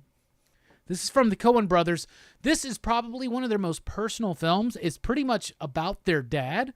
So it is such an interesting film. Most people have not seen this. It's kind of like Inside Llewyn Davis, where a lot of people know Coen brothers, but there's certain movies that go under the radar. This one seriously goes under the radar, but it's just about an average dude like in the 60s, I believe, a Jewish man in American suburbia, and he's just kind of lost in it, right? And he's trying to figure out who he is, and it's a really interesting, incredibly personal, down-to-earth kind of tale from the Coen brothers. So it's funny, but it's darkly so. At number 3, I got The Hurt Locker. I hear this is not a very accurate interpretation of military warfare in the Iraq War, but I love this movie. Catherine Bigelow directed this movie. She also directed Near Dark and Point Break. Love those films. Love this film. Jeremy Renner gives a classic performance about a dude who's in the Iraq War who goes back home, doesn't really... It's an interesting look into the psyche of a soldier. I really, really like this movie. It won, I think, Best Picture that year. I was very happy for Catherine Bigelow because she definitely is deserving of it, and I love that fucking movie. At number 2, Inglourious Bastards, Quentin Tarantino. This is a movie that every time I watch it, I love it even more. This probably back in the day would have been number 5 or 4 on this list, but now it's sitting at number 2 because it is amazing. There are basically just 5 scenes in this movie, but it's like a play in that manner where it all frickin' works laid out before you. Brilliant performances from people like Christoph Waltz and hilarious performances from people like Brad Pitt and, of course, the one and the only Eli Roth. But this is a great Quentin Tarantino film that honestly just gets better the more I watch it. It used to be one of my less appreciated Tarantino films, but every time I watch it, I pick up more nuance and more cleverness and more innovation. And at number 1, I'm going Up in the Air. This is a Jason Reitman film, I believe. I believe Jason Reitman, starring George Clooney. Fantastic. George Clooney is a dude who works for a big company who goes to places to fire people, right? So he spends most of his time up in the air. He lives this lonely kind of sectionalized life where he has a home, but he's never there. He has family, but he never sees them. I actually kind of relate to this movie a little bit, but he's always on the go, and he never has time for anything. And then he meets someone, a woman, and he's like, you know what? maybe now is the time to settle down, maybe stop for a moment, make a connection. But there's a lot of nuance packed in here, and things don't quite turn out the way he wants it to, but absolutely fantastic. I saw Up in the Air in theaters as well. So honorable mentions: Star Trek, I Love You Man, Watchmen, Zombieland, Black Dynamite, and Up. And we'll go ahead and add Drag Me to the, I almost said Drag Me to the Moon. Drag Me to Hell, Moon, and The Box. But at number 5, I've got Fantastic Mr. Fox. At number 4, A Serious Man. At number 3, The Hurt Locker. At number 2, Inglourious Bastards. And at number 1, Up in the Air. I want to know, what are your top 5 favorite movies, 2009?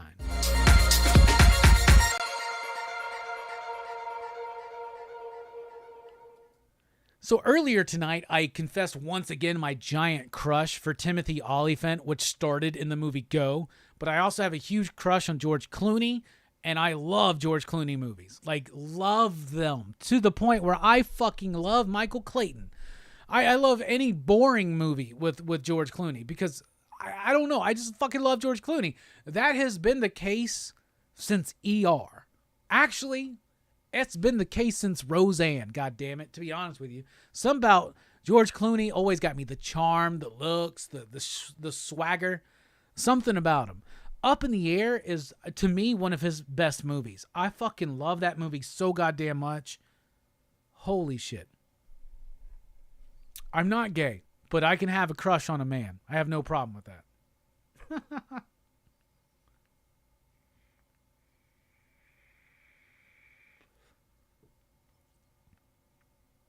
I have no problem. Timothy Olyphant and George Clooney, they get me, man. They get me for some reason. All right, let's see here. Ronald says G-Force, District 9, Watchmen, Up, and Avatar. All right. Sinner says Star Trek sucks. Well, there you go. William says The Orphan, The Collector, Zombieland, Up, and The Girl with the Dragon Tattoo. Nice. Chris says, got a soft spot for Public Enemies because some of it was shot in the neighborhood I was living in at the time, so cool to see all those 1930s cars parked on my street. Public Enemies is an interesting film. That's a Michael Mann film, is it not? Isn't it Michael Mann? But Johnny Depp is with John Dillinger. I like that film too. I do like the film.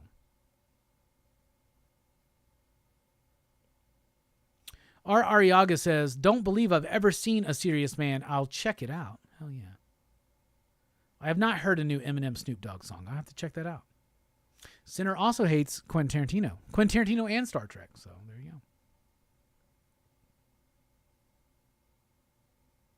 No Lovely Bones. No, I've actually never seen Lovely Bones. I remember it was a big deal at the time though. But I've never actually seen it, no. Ninja Assassin's really a dope fucking movie. Produced by the Wachowskis, right? Stephen Chow? No, not Stephen Chow. I can't remember the director.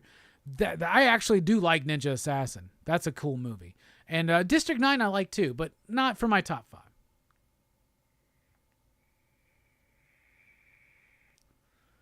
Bob says, I dug Sherlock Holmes at District 9 that year. Star Trek was good too. Yeah, Sherlock Holmes was good. That first one was pretty fun. Yeah, Ninja Assassin is awesome. Kirby says, Up in the Air came out in my early 20s, and back then I related to Anna Kendrick's character. Watching now in my mid-30s, I relate more to Clooney and Vera Farmiga. Hell yeah. That's a good one. I got to revisit that one soon.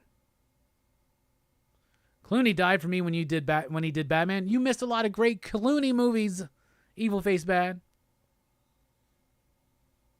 And Clooney always makes me think of Oh Brother. Damn, boys, we're in a tight spot.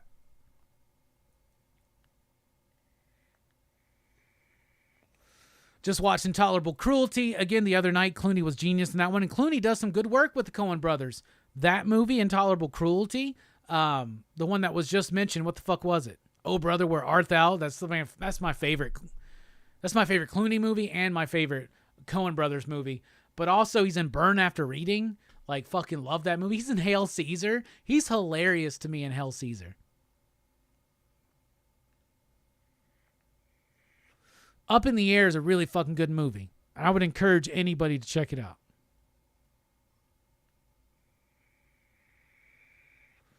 Twitch says no order but Up, 9, Coraline, Watchmen, and District 9. And also Twitch said, yeah, Hurt Locker not accurate at all. And I've heard that from friends of mine that served. However, I love that fucking movie. There is something about the tone of that movie. I love Catherine Bigelow. Evil Face Bad says Lovely Bones is a chilling, sad story, but it's good. Yeah, I remember when that was. Yeah, I remember that popping. BJ says Up, 3 Idiots, Sherlock Holmes, Watchmen, and Coraline. Trade Paper Dad says District 9, Law Abiding Citizen, Inglourious Bastards, The Human Centipede, and Black Dynamite. Evil Face Bad says, I've seen quite a few Clooney movies. They are good. It's just something within his image died for me when he did Batman, and I'm all about Batman. What's crazy is that I don't think he was the problem. Obviously, he should have never been cast. What's cool about Clooney and Batman is that he willingly takes the brunt of all of it. He's like, yep, I'm the reason that movie sucked. He never did a superhero movie again, did he? Nope. His career went on a different turn. Started directing films. We covered some of his in my top 5s. From this oddie decade, Confessions of a Dangerous Mind is one of my favorite films. He directed that.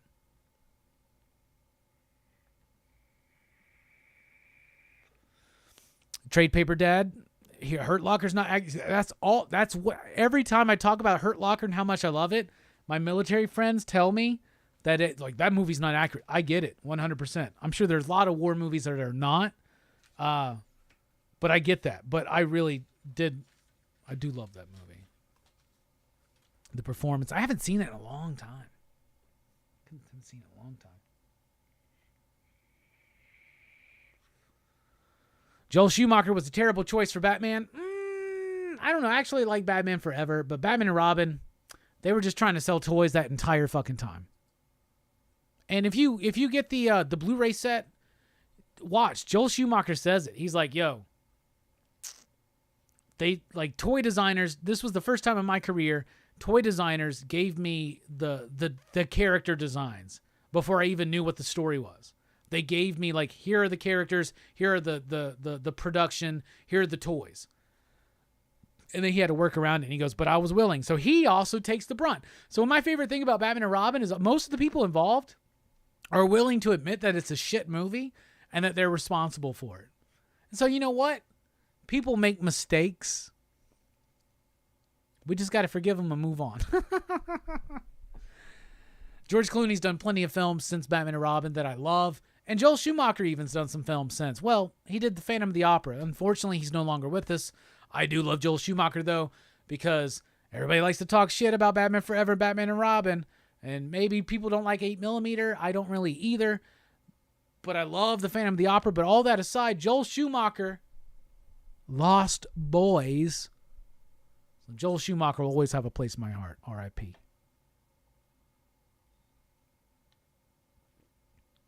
If George Clooney wanted to come back as a superhero now, in the DC Extended Universe, which hero do you think he could be?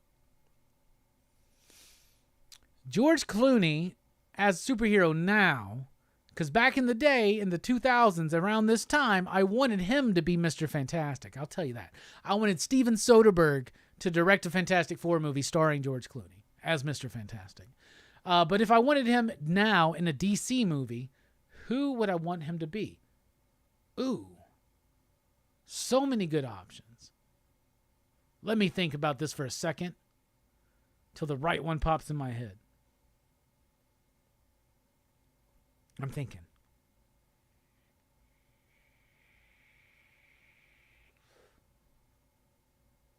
Ooh, I'm thinking.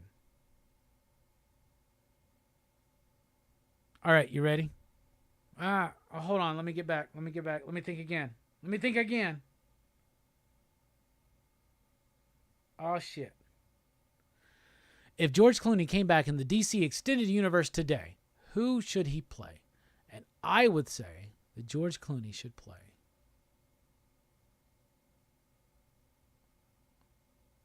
I almost said Wildcat. I'm thinking Justice Society.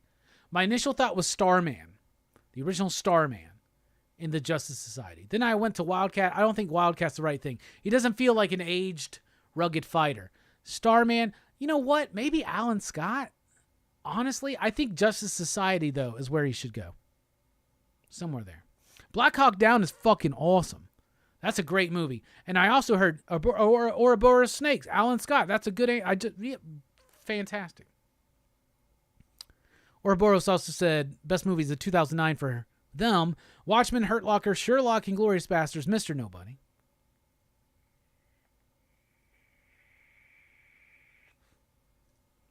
But I hear Black Hawk Down was very... I had a friend who used to be a customer of mine at the shop. I haven't seen him in years.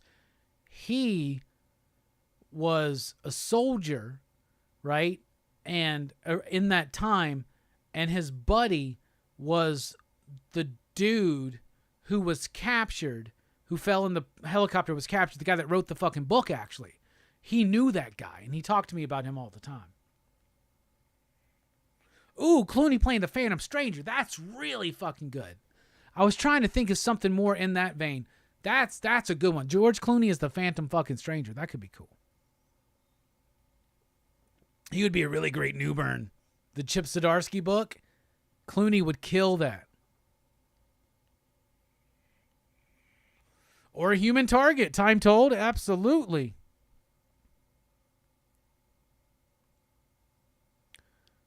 Bob says, accurate with battle, I would say Saving Private Ryan. The Normandy beach landing is a stunning piece of work. Sinner says, all those Batman movies sucked. The only reason people watched them was because that was the only way superheroes you could, the only superhero movies you could watch. Well, that's a little harsh, but that's just King of fucking Spies. CTA Frank. So, okay, we're getting outside of DC, but y'all hit some good ones. Newburn, King of Spies. I would love to fucking see George Clooney in King of fucking Spies. Holy shit. That would be so good.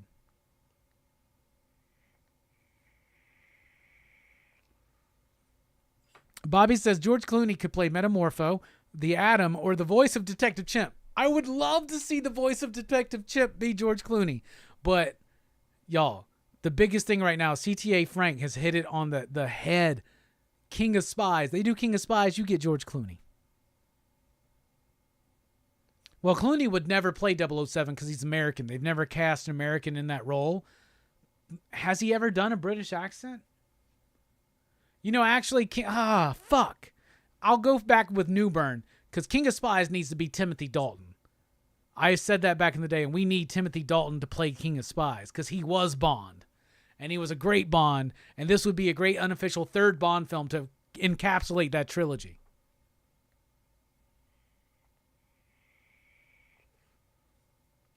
Hey, Mike06 is in the house. No particular order. Enter the Void, The Road, Inglourious Bastards, Fantastic Mr. Fox, 500 Days of Summer. Hell yeah. All right, time for show and tell, y'all. First show and tell tonight. First thing is I finally completed my Ronin run from Frank Miller. So I brought all of them to show off. I showed them on the Blame Fable Tonight show along with my, just recently completed my, I've been completing these 6-issue runs from back in the day. I did the One by Rick Veitch and Max Immortal by Rick Veitch. Brat Pack is next. I have none. Want to get them. But Frank Miller's Ronin. So there's issue number 1, issue number 2, issue number 3, and issue number 4. But I needed 5 and 6. Last week on this very show, I mentioned it, but I got them. Issue number 5 and issue number 6. So I have all 6 issues of Ronin. I've had this in trade for a while, for a long time, but now I have the original issues. That's important to me. Then we got this Marvel Age number 13, Dreadstar by Jim Starlin. Maybe a first appearance, maybe like the first time they talk about it. I don't care about that. What I care about is how to color comics the Marvel way. So Cartoonist Kayfabe, they did a video on this issue not too long ago, and it just happened to come in a collection, the same collection that I bought those last 2 issues of Ronin from. But in here, they do a bit about how to color comics with Marvel at Marvel at that time. So they do this whole like cool bit where they talk about the Doc Martin dies, but we know this 4-color process. But why I wanted this was these 2 pages right here was worth the price of this book because it shows you between the 3 colors, because they wouldn't use black for that, right? But between yellow, blue, and red, basically, how you get the different colors. So these are all the colors you could get on newsprint comics back in this day. That's all you had to work with. And the really great coloring, and they show you different examples, the really great coloring of the 80s had to only use those colors, especially at Marvel. And that's why when kayfabe or me or other people talk about the coloring in the comics, especially in that era for this paper, people like Barry Windsor Smith, when we talked about X-Men 205, for instance, Barry Windsor Smith knows how to color for this paper in this process. This documents that process. That was important to me to have. Then we got What If number 47. I believe this is the final issue of What If Volume 1, but it's What If Loki had found the Hammer of Thor. I had never had this. It is in my goals to get every issue of What If. That's probably going to be the comic collecting goal I hit the biggest. Before I get all of Fantastic Four, I will definitely get all of What Ifs. But a great Bill Sienkiewicz cover. I've never read this one, but look at that cover. Holy shit. Then I got this 1990s Gladstone reprint of Impact number 1 from EC Comics after the Senate hearings and all that shit. This was the new direction. But this houses the Kriegstein story, Master Race, which is a fantastic story. One of EC's best. It's documented and mentioned by a lot of people as being one of EC's best stories. So that's in Impact number 1, and now I got a reprint copy of it. Low grade, but cool to get. I showed this off on Dylan's Horror Show. But this is a tray that my buddy L.W. Allen, the writer of Black Speck, the writer of Imadre, the writer of Garcia Brothers, Perched, a friend of mine. He sent me this tray. I don't know if he made this, but somebody made it. It's a cool horror movie collage tray with like a glass bottom right there. And I've been using it as my show and tell tray for the last couple days, and it works very well for that. That or you break up weed on it. You know what I'm saying? And action figure-wise, I picked up a Muckman. I don't have the gun or the Joe Eyeball, so I definitely need to get that. If anybody can help me out on that, let me know. But I did get a Muckman, and I promised that we were going to do some slime time tonight. So I got my slime. Muckman is cool because you put the slime in his garbage can. It comes out of his stomach. Also, you put Joe Eyeball in there and squish it down. And you can take the top off of his head and put slime in there. It comes out of his mouth. So let's work this slime real quick. So there's the slime I had for my... This is the same slime I had for my slime pit video. But it still works. It is way stickier than it was, though. Oh, my goodness. So got some slime. Let's just get a bit of it out. I need more than that. Oh, I might need some more slime soon. I'm going to put that in the garbage can. Oh, it is sticky now, man. It wasn't this sticky before. Oh, let's go make a mess. All right, we got the slime in there. So I got this tray here to put them in so we don't make too much of a mess. But the idea is you put Joe Eyeball in here and it squishes it down. Why is it? What's going on?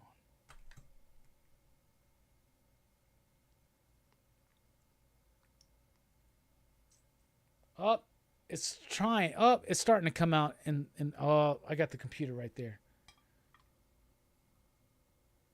Can you see it come out of his gut there a little bit? Look at that. Oh, it's happening. Look at that. Oh. It's coming out of his back, too. He's kind of pooping slime. All right, that's working. Oh, Jesus. All right, then we can... I don't know what the fuck I was trying... Okay. Oh, you take the top of his head off. It's over there now. Take the top of his head off. Let's put some slime in there.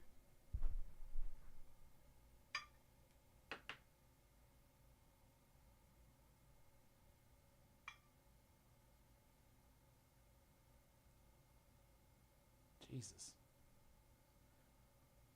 Yeah, this stuff got a lot more liquidy and slimy. Yeah, the slime got too slimy, bro. Oh, it's definitely not the consistency that it was. Look, he's sliming all over the place there. Out of his gut. So that's nice. See that? So it should be coming out of his mouth. Oh, it is. Look at that. Ah, it's coming out of his mouth. Oh, that's great. Look at that. Blech. Out of his mouth, out of his gut. Oh, super sticky fucking slime. Yep, need some new slime. Need to get some new slime every time you want a slime. Should always get new slime. Anyway. Just pause that back. Yeah, maybe it's not. Maybe it's just because I used so little. Maybe if, see, this used to come out so easy and just there we go. Oh yeah, it's different colors. It's like separated. Something separated in here. Hachoo! Did you ever do that bit with like Gacker with slime? All right. Robbie needs new slime. Thank you, Bueller. Thank you for being here. He's never getting that toy clean again. Nah, he'll get. Look at this. Fuck yeah. Bueller must have heard there was some sliming going on. I love slime toys from the 90s. Pixel Dan's got a great video on a bunch of different slime toys. I don't know if he did this one, but that's dope. All right, that's show and tell. What's up, Bueller? How you doing? He's got it coming out of both ends. I know that feeling, says Bobby.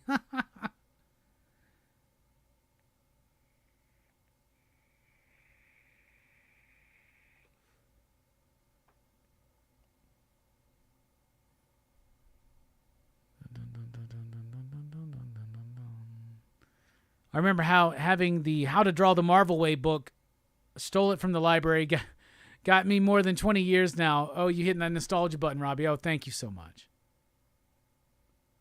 Bueller in the house, everybody. Just in time for a bit that he has graciously passed down to us here in the PCP Army for Rockin Robbie Live. It's now time for...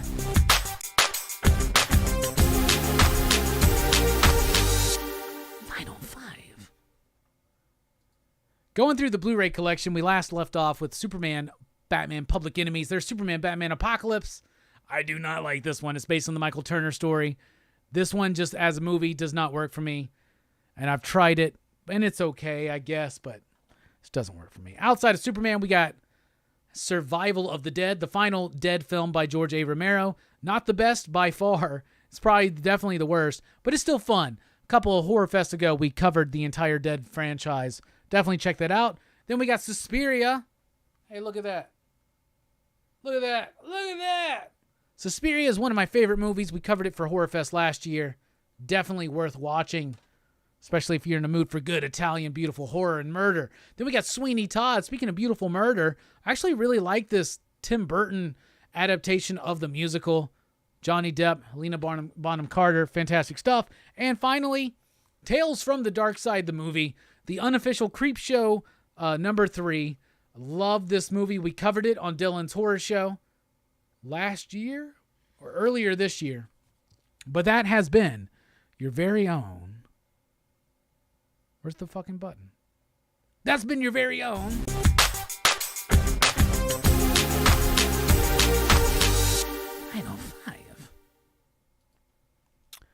Zach says, oh, I thought that was a Vampirella shirt. No, it's Suspiria, brother. It's the cover of Suspiria. I got this at Scarefest last year, which is part of the Rockin Robbie live tour, or the Rockin Robbie tour this year. We were halfway through the Rockin Robbie 2022 tour. We were at the Huntsville Comic and Pop Culture Expo, obviously. We were at Heroes Con just last month. Next stop, September, Memphis Comic Expo, and then Scarefest in October in Lexington, Kentucky. All super chats go to that, so we appreciate all the super chats that we got. Thank you all so much for being here tonight. It was really sad how Michael Turner passed away young and it was a tragedy. Absolutely. That Goblin soundtrack for Suspiria, yeah, you know this man.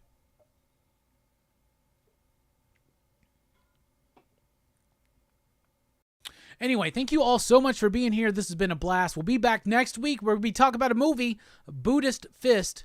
That's your homework. Watch that movie. We'll be talking about that next week. Coming up here on the channel. What do we got? Check out Blame Fable tonight. We did this show earlier before we did Rockin Robbie Live. We talked about Go, the movie, and a lot of other pop culture topics like the Munsters trailer and Miss Marvel and the whole Mutant Revelation. Join us tomorrow night for the PCP Movie Night Action Fest Week 2, The French Connection. That's at 8 p.m. Central Time.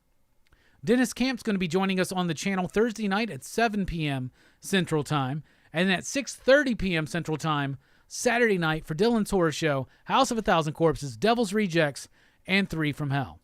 Y'all, it's been real, and it's been fun, and guess what? It's been real motherfucking fun. I just want to wish everybody a happy station and a pop, pop, boom.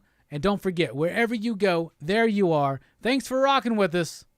And regardless of all the shit in the world, the one thing that I implore you to continue to do, keep on reading.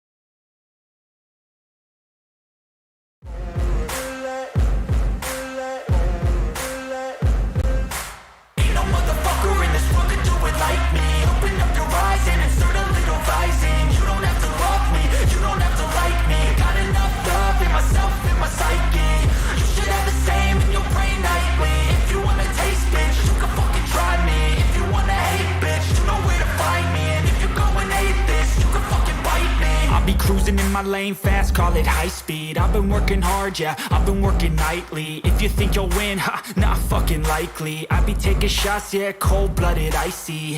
Watching numbers grow is what I call sightseeing. In the front row, run it up when they hype me. The following grows, they know how to ignite me. Call me CEO, I've been running shit right, see.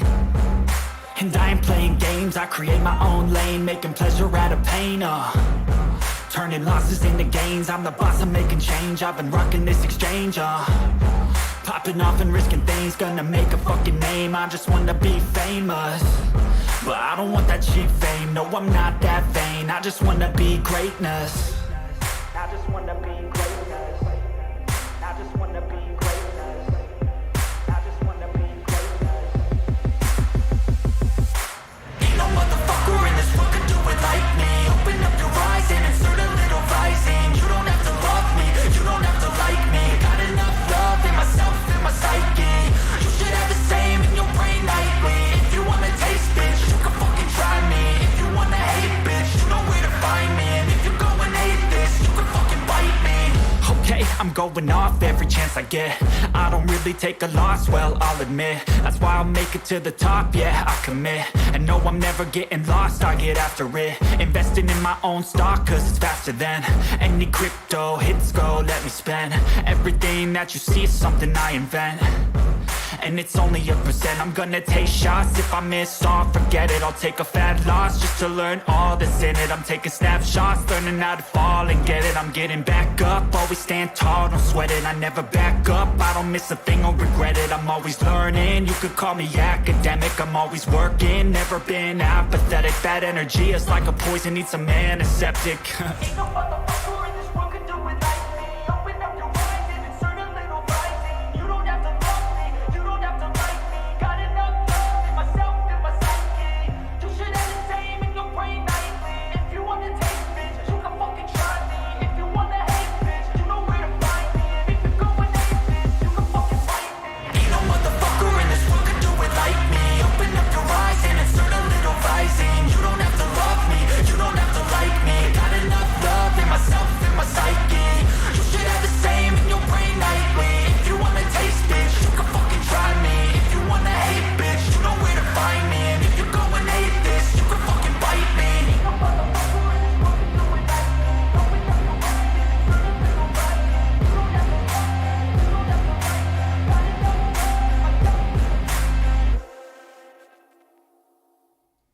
Perry's making his girl go watch Go right now. Go is such a good fucking movie. I gave it a perfect score, 5 you digs. Definitely check out Blame Fable tonight. But tonight we're opening up, in honor of Blame Fable, a Transformer. We're opening up Perceptor. This one turns into a microscope. I'm excited.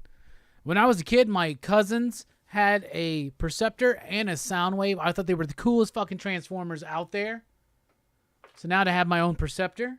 Obviously not the original, but I actually...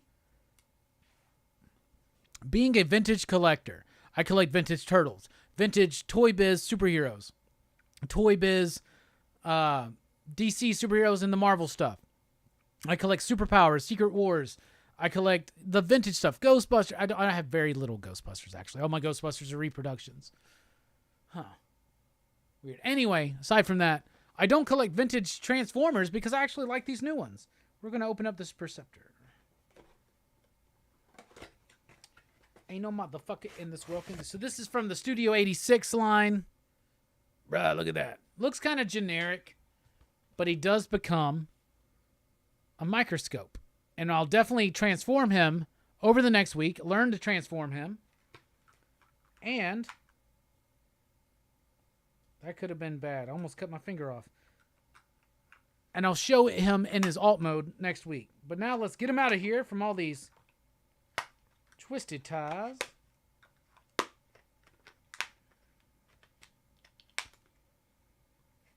lot of twisty ties on this motherfucker.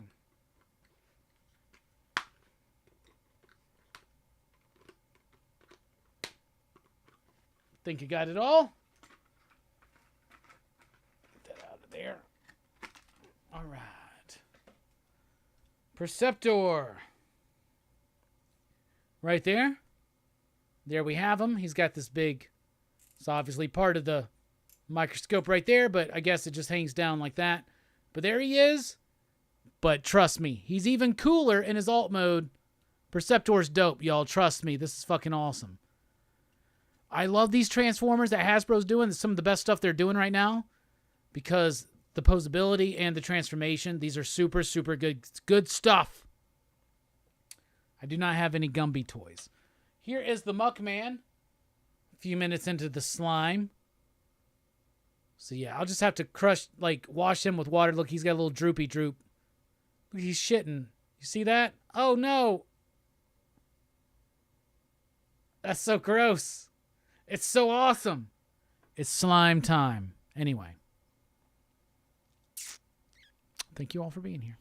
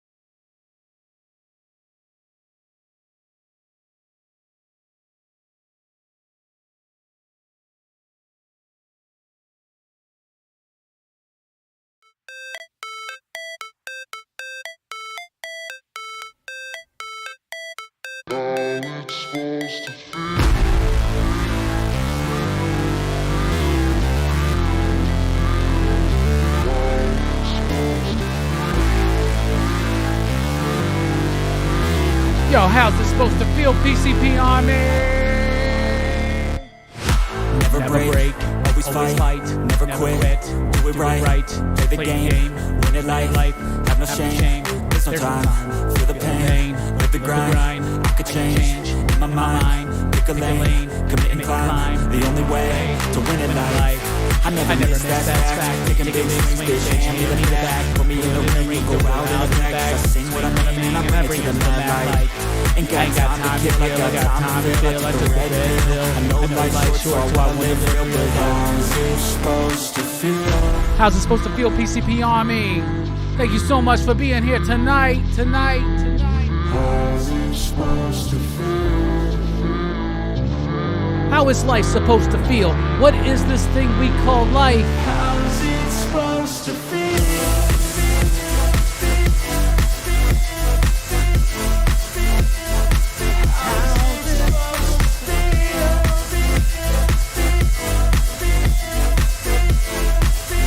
Yo, they want to say my name, but They wanna say my name, but they hold it back. They want to say they hate, but they know it's cap. I ain't play no games. I just do this fact, and I don't feel no shame. It's a mood that I go crazy. Nah, bitch, I ain't lazy. Track after track, I work on the shit daily. Pass me the jack, right up got me hazy. About to unpack all these things I've been chasing. I got visions in my head, like memories after death. To be a legend instead of something you can forget. I'm living up every breath. I'd rather lead than be led. I'll fill the seats as I spread with every word that I've said.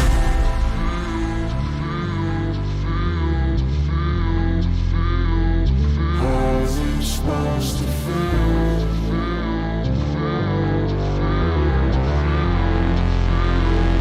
How's it supposed to feel?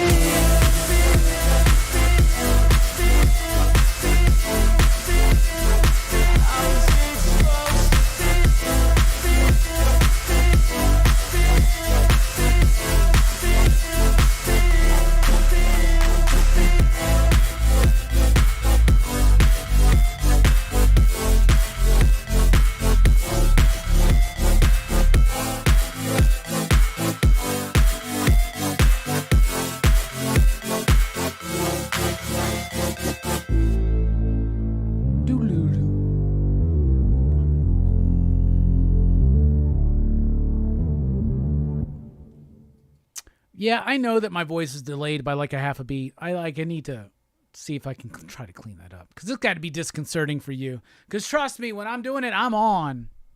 Anyway, I was gonna review these Pop-Tarts apple fritter flavors, but I opened them up and ate them yesterday. They're fucking delicious. So Pop-Tarts frosted apple fritter. I was looking for the grape ones. I hear that the grape ones are back, but I can't find them at my Kroger. But I did find these. They're awesome. 5, you digs. Like apple cinnamon Pop-Tarts is my favorite. Apple fritters are some of my favorite pastries. They're great. Mike says there's a new Coke. It's pretty dope. Pretty dope. So apparently we were disconnected there for a bit anyway. But what I was saying was goodbye. So, pop, pop, boom, all up in the room.